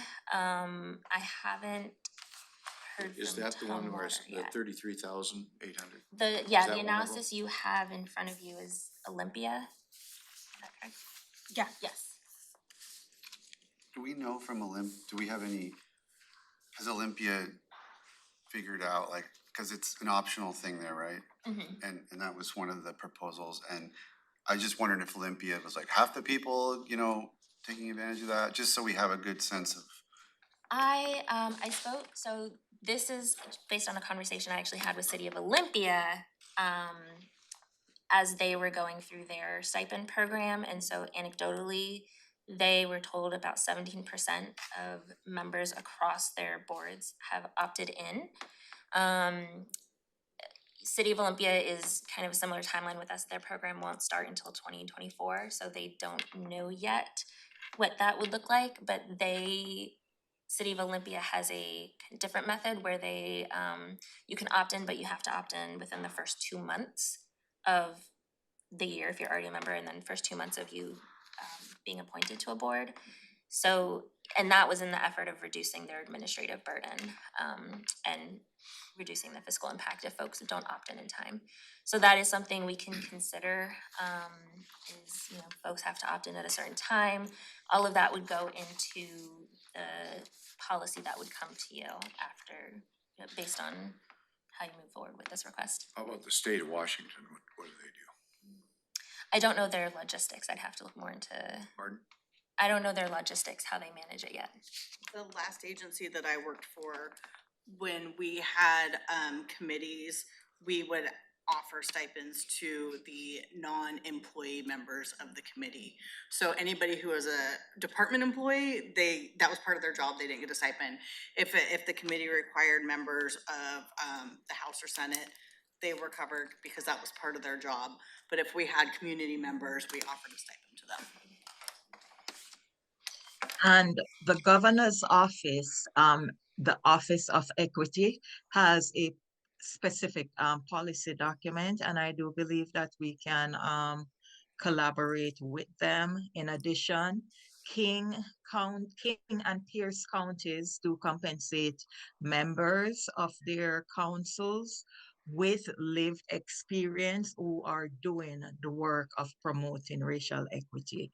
And I know for some councils in King County, it goes beyond even just hourly stipend.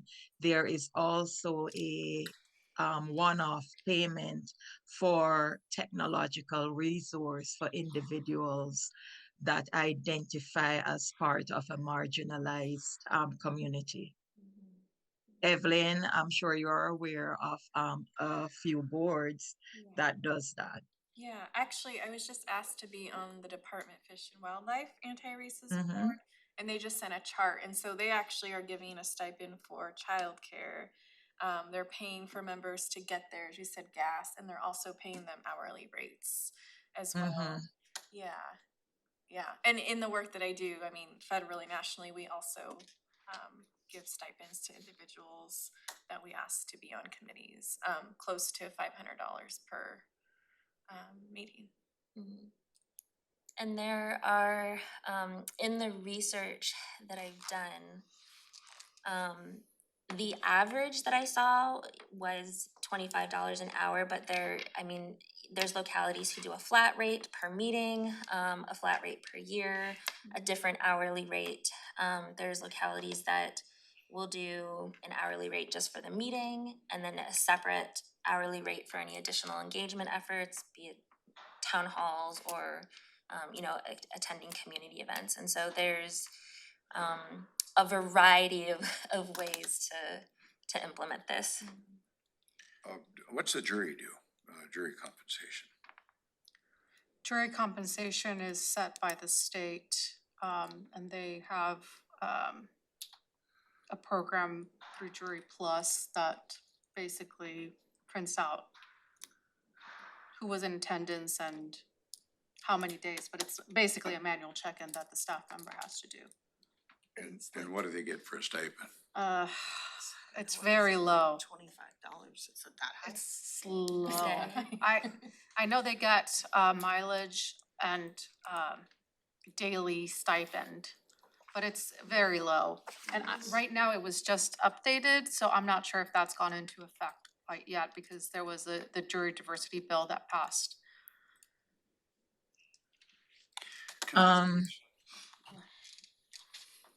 Juliet, I wanted to ask you, when you were saying about King and Pierce, it sounded like you were saying that their compensation applied to certain types of work that was being done versus across the board, Right. committee, every person. I am sure that DV has looked at the Office of Equity, that is the Office of Equity for Washington State. It recommends that, it stipulates that members may be compensated who are, who fall into a low income category and also who have lived experience. So if you have someone on a volunteer on the council that is Caucasian, does not have the lived experience and is earning well above 400% of the national, what's that called? Income. I was just looking at their website, the Office of Equity. That individual, for instance, would not meet the criteria for compensation. In order for true equity to be promoted, it is imperative that individuals who falls into the low income category and those with the lived experience, in this case, racial equity, those are the individuals that have been identified and recommended to receive compensation. Yeah, in some of the councils that I work on in different, like I said, the federal and national levels, we actually end up paying those who, like if it's something about anti-racism or equity, we do pay our BIPOC subject matter experts actually double, because we do consider it hazard pay when they have to not only do the work, but again, they walk out the door, or they can be in this room and experience discrimination, unconscious bias, right? Like when we actually dive into the work, what that means. So we do offer that.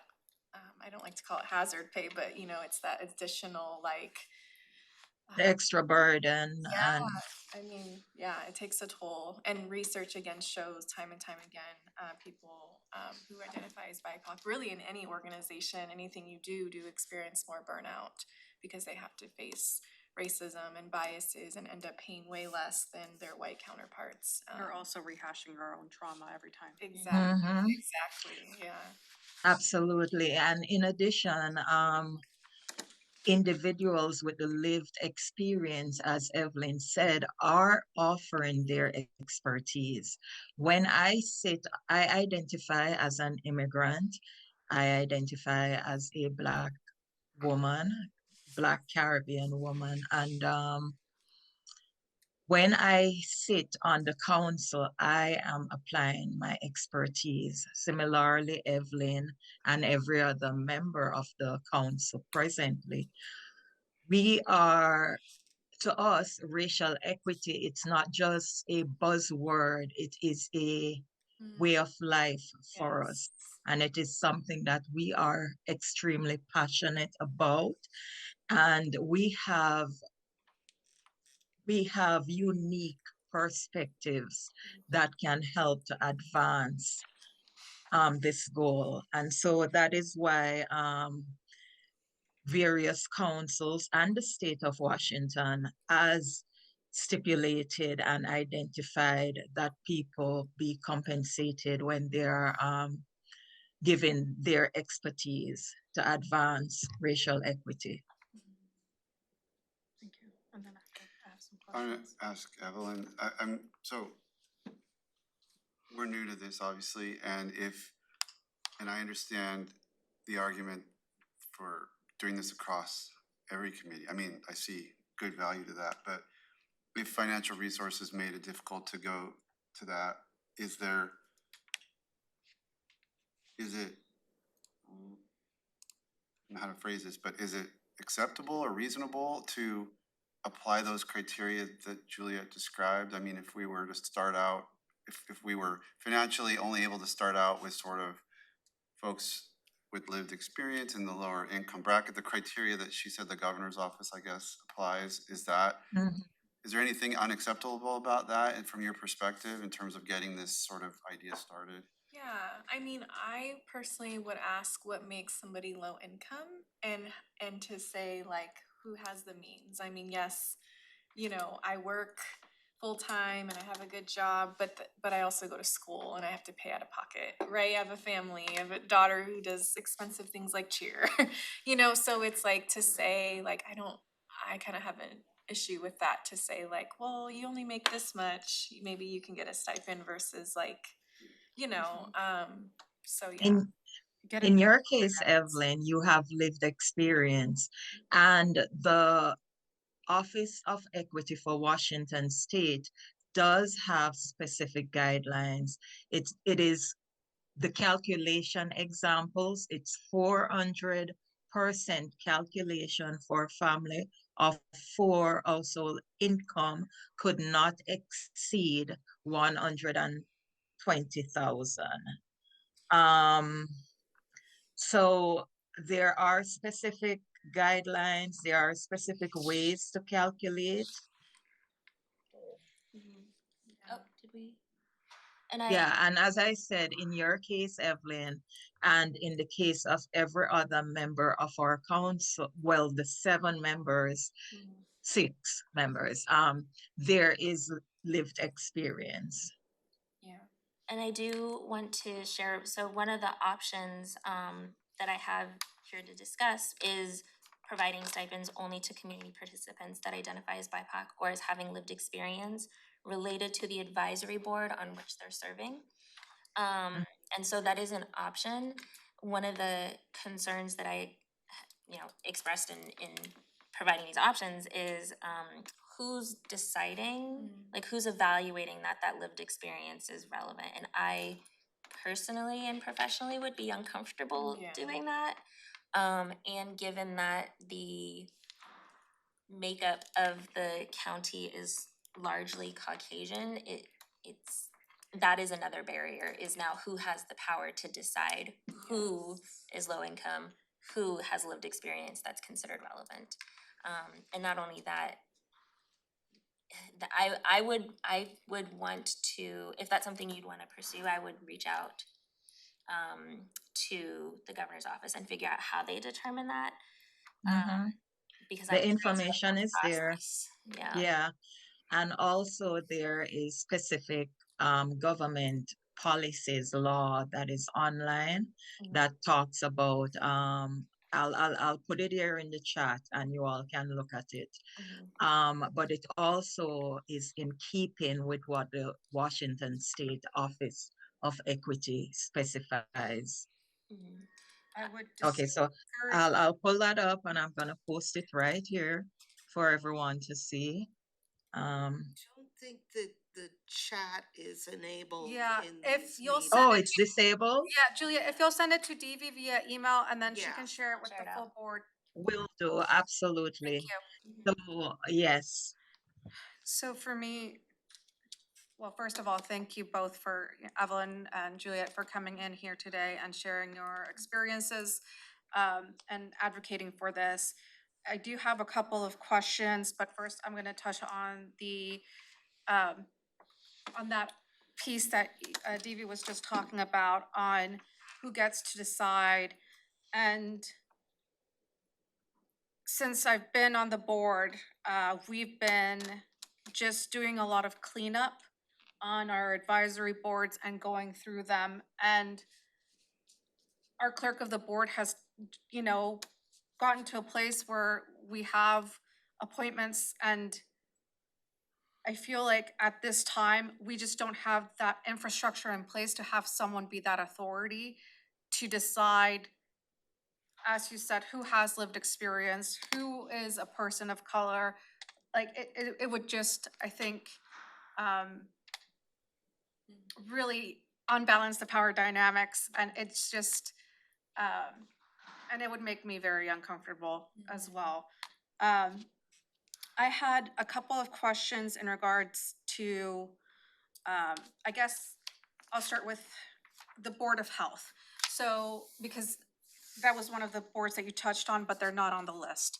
So when we were discussing the Board of Health, and there had to be someone who had lived experience or who had an adverse effect in our health systems, that was the legislation. And we had these conversations of like, well, it's really hard to get someone who with that lived experience to participate in a board if there's not going to be compensation. And from those conversations, I think it was, we were unable to pay for it because of something in the legislation. And so I'm wondering, are any of these other boards, advisory boards, do they fall under that same structure too? Like, I'm wondering, the salary commission, for example, that's kind of like stated by RCW, is that one of them where we can't do it because of specific legislation that is there? Or some of Are they these, even on here? yeah, they're on here. Oh, Citizens Commission. Yeah, and so just, are there any other ones? And you don't have to, I know that I'm asking this Yeah, now, so I'm not I'll have expecting. So you can look into that now, Yeah. right? Because that might change also the, I'm It guessing the would, ones yeah. that are here locally that we have created as board, as a board, those would qualify, but I'm guessing the ones that are state mandated might fall under different rules. And so I'm wondering kind of which ones are those and which ones, Board of Equalization. yeah, that's another Be one an that I'm, example of one that's not even. the Timberland Regional Library, not sure if that one falls. And then the second is the infrastructure. Was, when we first discussed this, I had several questions in regards to not the idea of compensating people for their time that they're putting into this work, but in terms of the internal structures that we have, considering that they're not great. And so just basically who it falls on, I think Commissioner Edwards touched on those internal costs. I'm wondering in terms of, is this, will it be easier once we have the ERP fully in place? And this is a huge system upgrade that we're going through, just for Evelyn and Juliet, that affects basically all of our financial structure. And wondering if once we have that system in place next June, is it something where we won't have to do it manually, right? Is it, a system where we can do it? No, that wouldn't be a system that would Okay. necessarily make this easier. And in the, so depending on how the conversation goes, in looking at policies that have been established in other jurisdictions, I think City of Lacey, if I recall correctly, said they were actually advised not to do W-9s. Other jurisdictions do W-9s, so it, like the actual form that gets submitted by members, we would have to run that by legal to see what they recommend for us. Yeah. The behind the scenes that I would kind of incorporate into my workload is evaluating the attendance and kind of confirming that these folks are actively participating on the board and have attended these meetings and can then, you know, somehow get that to finance, say yes, they should be paid. But as far as actually evaluating like the financial information that's being submitted, that I would want to leave with finance. And so with the Regional Housing Council, we set up an affordable housing advisory group as well as a homeless services advisory group. And during that time, the Regional Housing Council decided to have stipends for members, specifically because of the lived experience and the work that they are supposed to do. And the City of Olympia, you know, was like, we already have a system in place, we can take it on. Then it came later on that the amount of workload that it would add on would be, it was too much for their staff. And so then I volunteered the county to kind of look for a contract to kind of see, is there something else? And I'm gonna turn to Robin to see, is something similar to that, right? Where we have contracted with someone else, or are we doing it in-house? For, The payments for the for the Regional Housing Council Advisory Boards. I don't know. I do not know. I would have to check with Tom how that's So- being. My curiosity, I'm curious to see, is that something that could be added on, right? If we are to go through this process. If the board chose to offer stipends, then it would be internal to the county. We would be processing the payments. And we do that, there is one board that I know of, the Board of Equalization, that is entitled to reimbursement. They're entitled to per diem for the days on which they meet. Entitled or required? I think it's required by RCW. I think we have to pay them. Yes. Entitled, required, I'm using that word in the same way. So we pay their per diem, and that is processed by the staff to the board, the Thurston County staff to the Board of Equalization. So the part of how I imagine this working is the payments would be processed by the staff to the whatever board or committee we were talking about. I too would be uneasy making a determination of who would be entitled to the stipend or reimbursement or payment. And then probably the reason you haven't heard from Tumwater, as I've been kind of poking around and asking, knowing that this conversation was going to come up, is because part of their budget proposal this year is that they're going to be doing a study.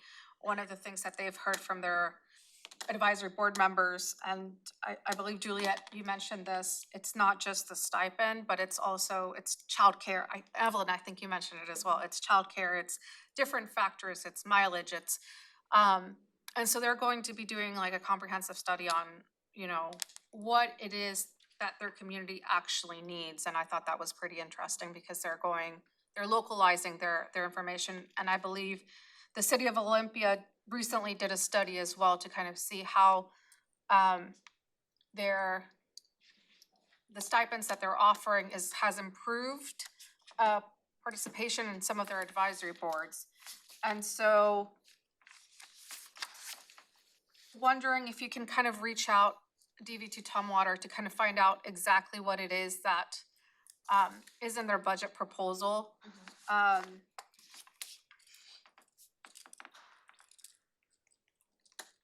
The planning commission would be in, I'm wondering, since that one is set by RCW and the state, if that's. I don't know, we would have to look. Commissioner Mensah has his hand up. Go ahead, sir. I'm kind of back to where I was before. The other, I think in Juliet's description of some of the other jurisdictions, I heard, it might have been King County, I heard calling out a certain type of work as being like, because I think, I'm looking at in the Olympia and memos we got, I think it's problematic to have race be any kind of a qualifier for a stipend or not, but if you called, but I heard a reference to a certain type of work being done, and it sounds like we already have discrepancies. We have Absolutely. Board of Equalization folks are getting compensated, and Housing Advisory Committee people are getting compensated, and Racial Equity are not, and Board of Health are not, and Agricultural Committee or whatever are not. So we already have a variety of approaches. So could the commissioners call out, and you and I have had the conversation, I think the council's having a conversation about expanding and diversifying the Racial Equity Council itself. So could we call out that type of work as being something to qualify rather than, would that be an option for us rather than going across every committee, every board across the whole county? Oh, go ahead. Oh, yeah, I was just gonna say, I don't know your name, but you had mentioned like when you work for the state. Yes. And I think that too, so some of us are representing our organizations, right, that we work for. I'm not sure, Juliet, if you're representing your full-time job. I'm not representing my full-time job, although, you know, I bring that experience. I'm representing my consulting business where, you know, when I'm asked to do things, I am getting paid. And so that was another thing when I was doing state, was that I worked for the state, so I couldn't get compensated, but there were some individuals with lived experience, but because they were representing their agency, they didn't take the stipend. Now, if they took time off, and that's the other thing, sometimes the hours conflict, and so I have to take time off of my full-time job because I'm not representing them. So I think that has to be taken into consideration too, like, are you gonna represent, I know we have, I don't know how this happened, but we do have a county sheriff, and I believe when he comes, he does not represent the county. Right, So, we have a county employee that is in our criminal which justice. is not supposed to happen. And he's not serving as an employee. Yeah. We had that discussion before, and Evelyn, when you were working with, I don't remember where, but that is something you had mentioned. But I would want to say for most of us, when we sit in, we are not representing our organizations. However, our organizations are aware that we are members of the council, and somebody else, I didn't get the name, but somebody spoke to this specifically, that if it is a state employee, that state employee cannot be compensated. It's a lady in blue, I believe. We didn't get full introduction, so, but yes, she mentioned it. And I do believe that using the category of work that is being done is an excellent way for the compensation. Anything that is centered around diversity, equity, and inclusion, that needs to be identified as a top priority for Thurston County, and as such, that is a justification for compensation. Can I, No, go ahead. I was just gonna not push a little on that, but just, I guess, maybe broaden my own horizons, right? Okay. We have a variety of advisory boards that do different things, and I guess this is more for the board of county commissioners, and in terms of, I want everyone to remember the incident with Mercy and the Agricultural Advisory Board, which is an immigrant Black woman comes into this advisory group, and she ended up leaving because of Racist the attack. racist attacks that she faced, right, within that. And she was advocating for minority farmers. I mean, you know, when we set her on there, she brought kind of a different expertise. that different expertise. And while there's not a specific section in some of those advisory groups, sometimes when we have an interested member who wants to join that, right, we're like, you know, for me, Mercy brought in a minority farmer that are very rare in Thurston County, but she also brought in like urban farming, and she brought with her that experience. And so I was like, you know, she's going to be representing a specific, so while she was not specifically aligned to the work, sometimes as a minority person, you're doing the work in whatever setting you're in, and just because of your lived experience, who you present, who you are. And so I guess with, you know, just aligning that just to the work for me, right, I feel like then we're ostracizing other members who are joining these other advisory groups, who are perhaps not doing racial equity work as a whole, but they're also bringing in that lived experience to other committees. Mhm.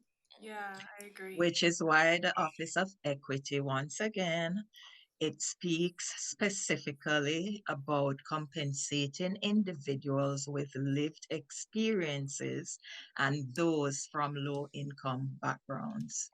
Because the example you just gave about Mercy, that is a good demonstration for everything Evelyn said about the burden that BIPOC members of a committee or board faces.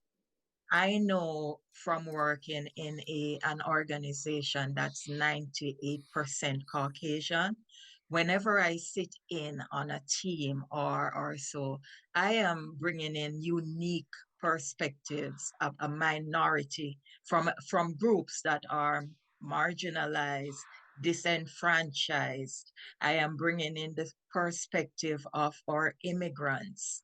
So there is always that need, whether we go the route of what Evelyn said, is done in some of the boards she has worked with, of compensating those with lived experiences more, or whatever, but lived experience, it's always a main factor, because that individual has to work twice as hard. It's emotional labor, it's reliving trauma, and the individual has to be dealing with discrimination from the very people that they are working with sometimes. Individuals with cognitive biases and so on and so forth. So it is an emotional labor. So my advice, my recommendation is we speak with somebody from the office.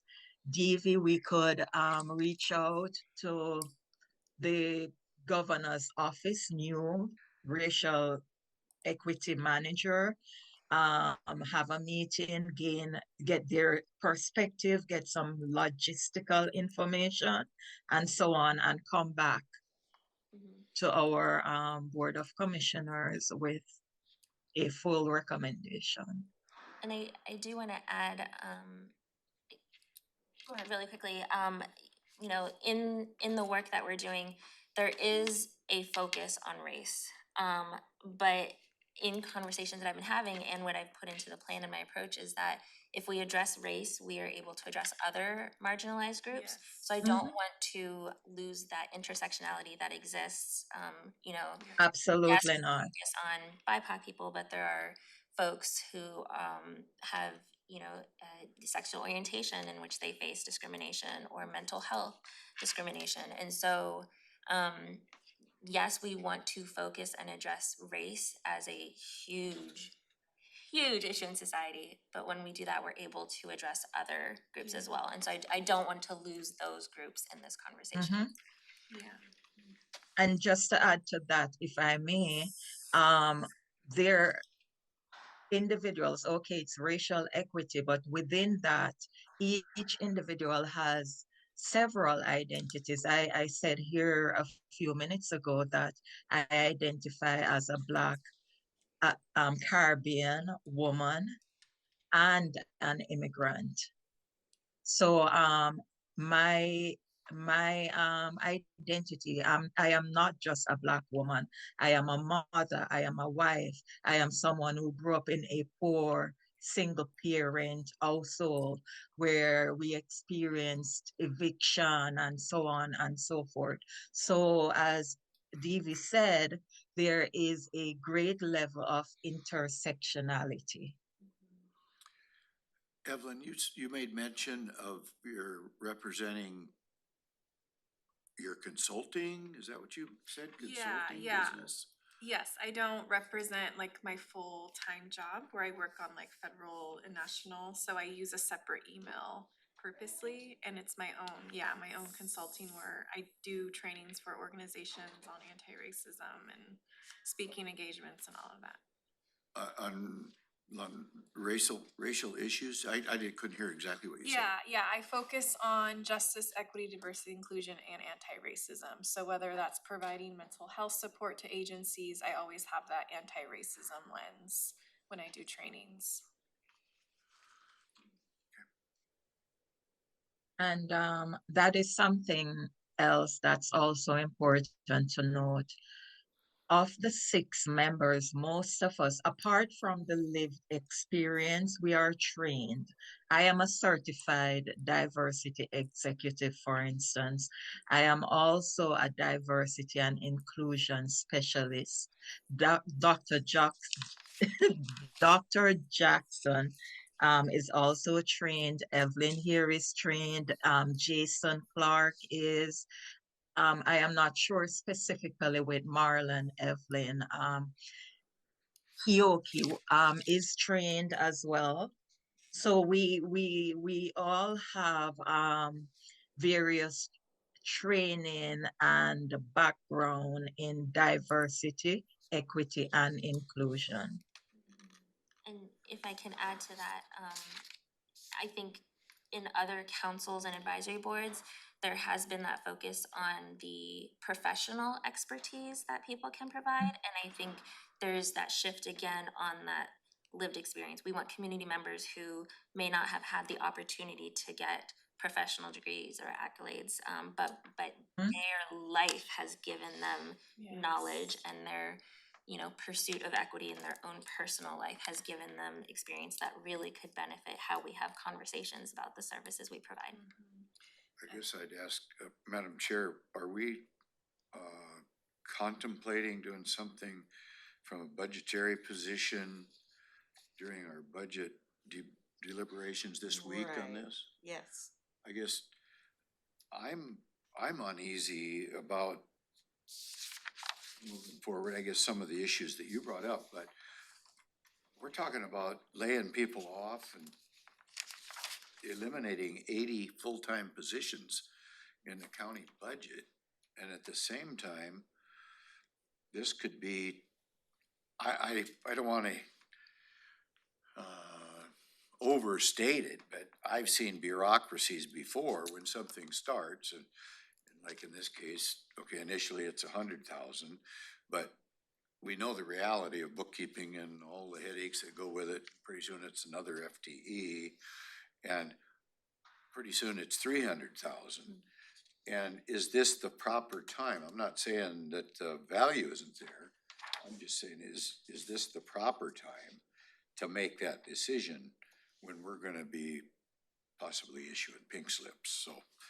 That's the what, and just if I could piggyback, that's the reason you hear my questions, searching for maybe a more limited, you know, cause I think it is their time, given where our racial equity work is in this county. I think it really is the time. Our council is just kind of getting back up and running, and DV's working on our plan, and we've got our crisis, you know, I mean, I think that the time is now, which is why I'm searching for maybe something more limited than, that's gonna, you know, if I can get 80% of the value for Can 20% of the cost to get this thing moving, this idea moving forward, that's what I'm searching for. Can I make a proposal? Mhm. And I guess my proposal would be, let's start with the Racial Equity Council and set that foundation, since it's through foundational public health. There could be a connection there. So there would be no impact to the general fund. And then we can see, and then it would also give DV the opportunity to look on maybe a broader policy in terms of the Office of Equity from the state, looking at King County's policy as well as Pierce County's and maybe other counties who have similar policies, and seeing how we can broaden it, but also not constricting that time. And we're going to include everyone right now without knowing kind of the full picture, without knowing which of the boards qualify by, you know, state law or which ones don't. It would also give us the time to look into that and maybe talk with Tumwater about their study as well and what they're proposing. But, you know, so that's my recommendation, since it's just a first step in trying to address the work that the Racial Equity Council is doing, since I could see there's a connection with foundational public health.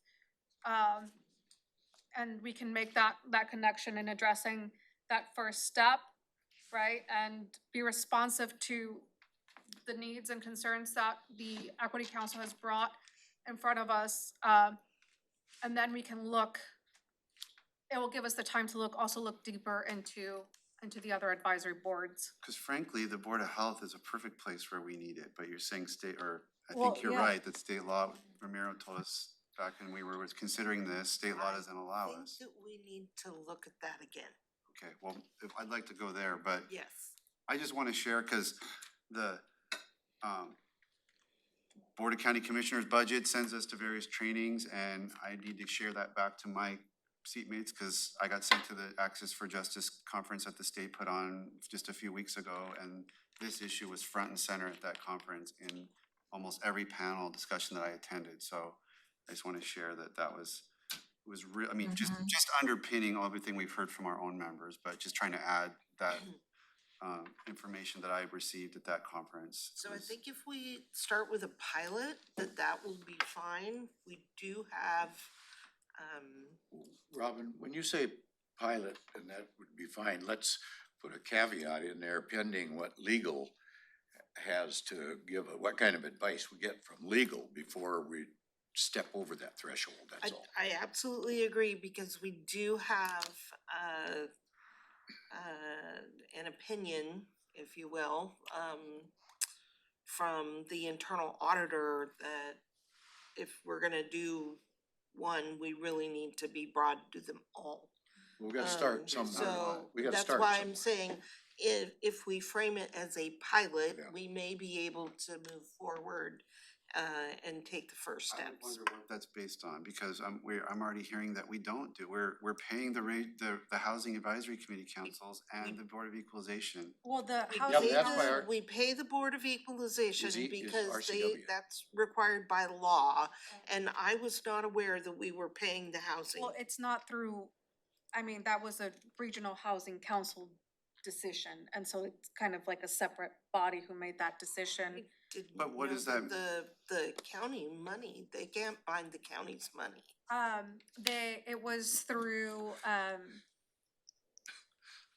I have to cause this was way back when we set the advisory groups up. Yeah, I think I remember voting on that. And there was it came in front of the Board of County Commissioners and we approved it.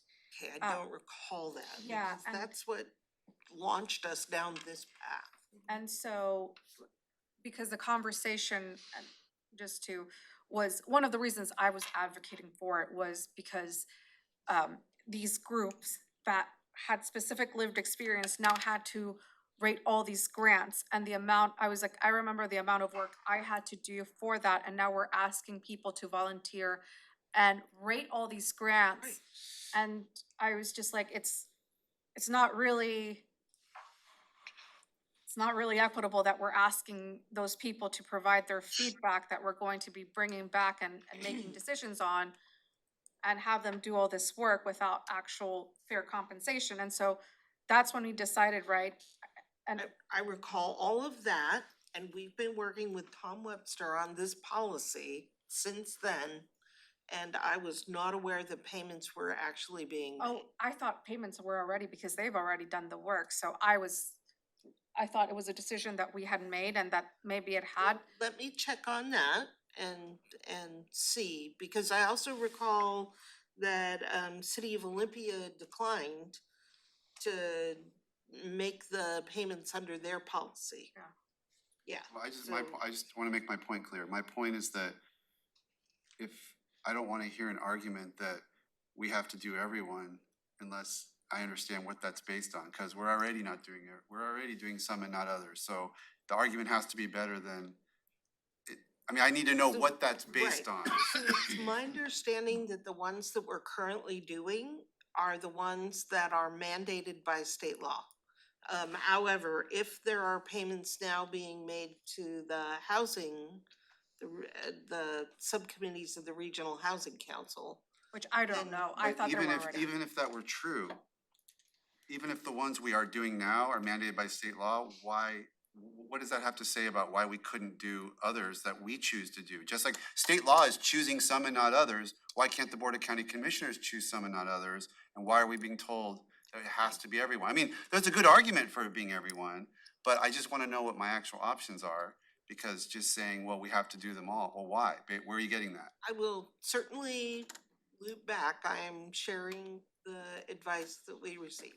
Okay. So, but there is a proposal that I've put forward, just to kind of circle back, and whether it's named under as a pilot or not, just kind of want to get back to that decision point, I guess, and give direction to And DV. no- yes. But we need to give direction to DV on like what the next steps are. And Happy with This, Your proposal makes sense to me. foundational public health, we know is an option. I believe so, and again, I'm suggesting we frame it as a pilot, yes, I think that when it comes to equity, we could use foundational public health funding. Well, We're gonna have to double check. I wanna say that I've been advocating that DV's wage structure ought to be transferred over to That foundational is public part of the health. budget decisions, and I would counsel the board that we did not advertise this meeting as one where decisions would be made. Oh, okay, well, I'm not We'll making go any into decisions that yet. in the budget conversation. So Getting ahead of the ourselves. original request for a DEI person in public health was going to be paid for out of foundational public health. Yes, Yes. yeah, So, okay. okay, so then so DV, More to just kind come. of with that proposal that I've put forward, if kind of you can structure that policy, and then it will give us time to answer the other questions, and have conversations with our internal auditor, as well as, look internally within our own infrastructure, kind of see how that's going to work out, see, how, if we're to broaden it, what that would look like. So just answer those multiple questions, maybe touch base with the Office of Equity as well as the other counties mentioned here today, Pierce and King, and not sure if there are other counties that Evelyn and Juliet know that are also doing this, but maybe having some, and maybe touching base with Tumwater on what their study would include, because I am interested in that. So that'll give us time to answer those questions as well. Well, Juliet, Evelyn, thank you so much for joining us today and really having this conversation with us. And I wanna thank you guys we wouldn't have gotten to where we are without you here today. So you've just given a perfect example of, you know, the community helping to advance county government. So thank you. Okay, Thank you. thank you. Okay, Are we breaking till 1:30? okay, so we are breaking until 1:30 and then we will be back.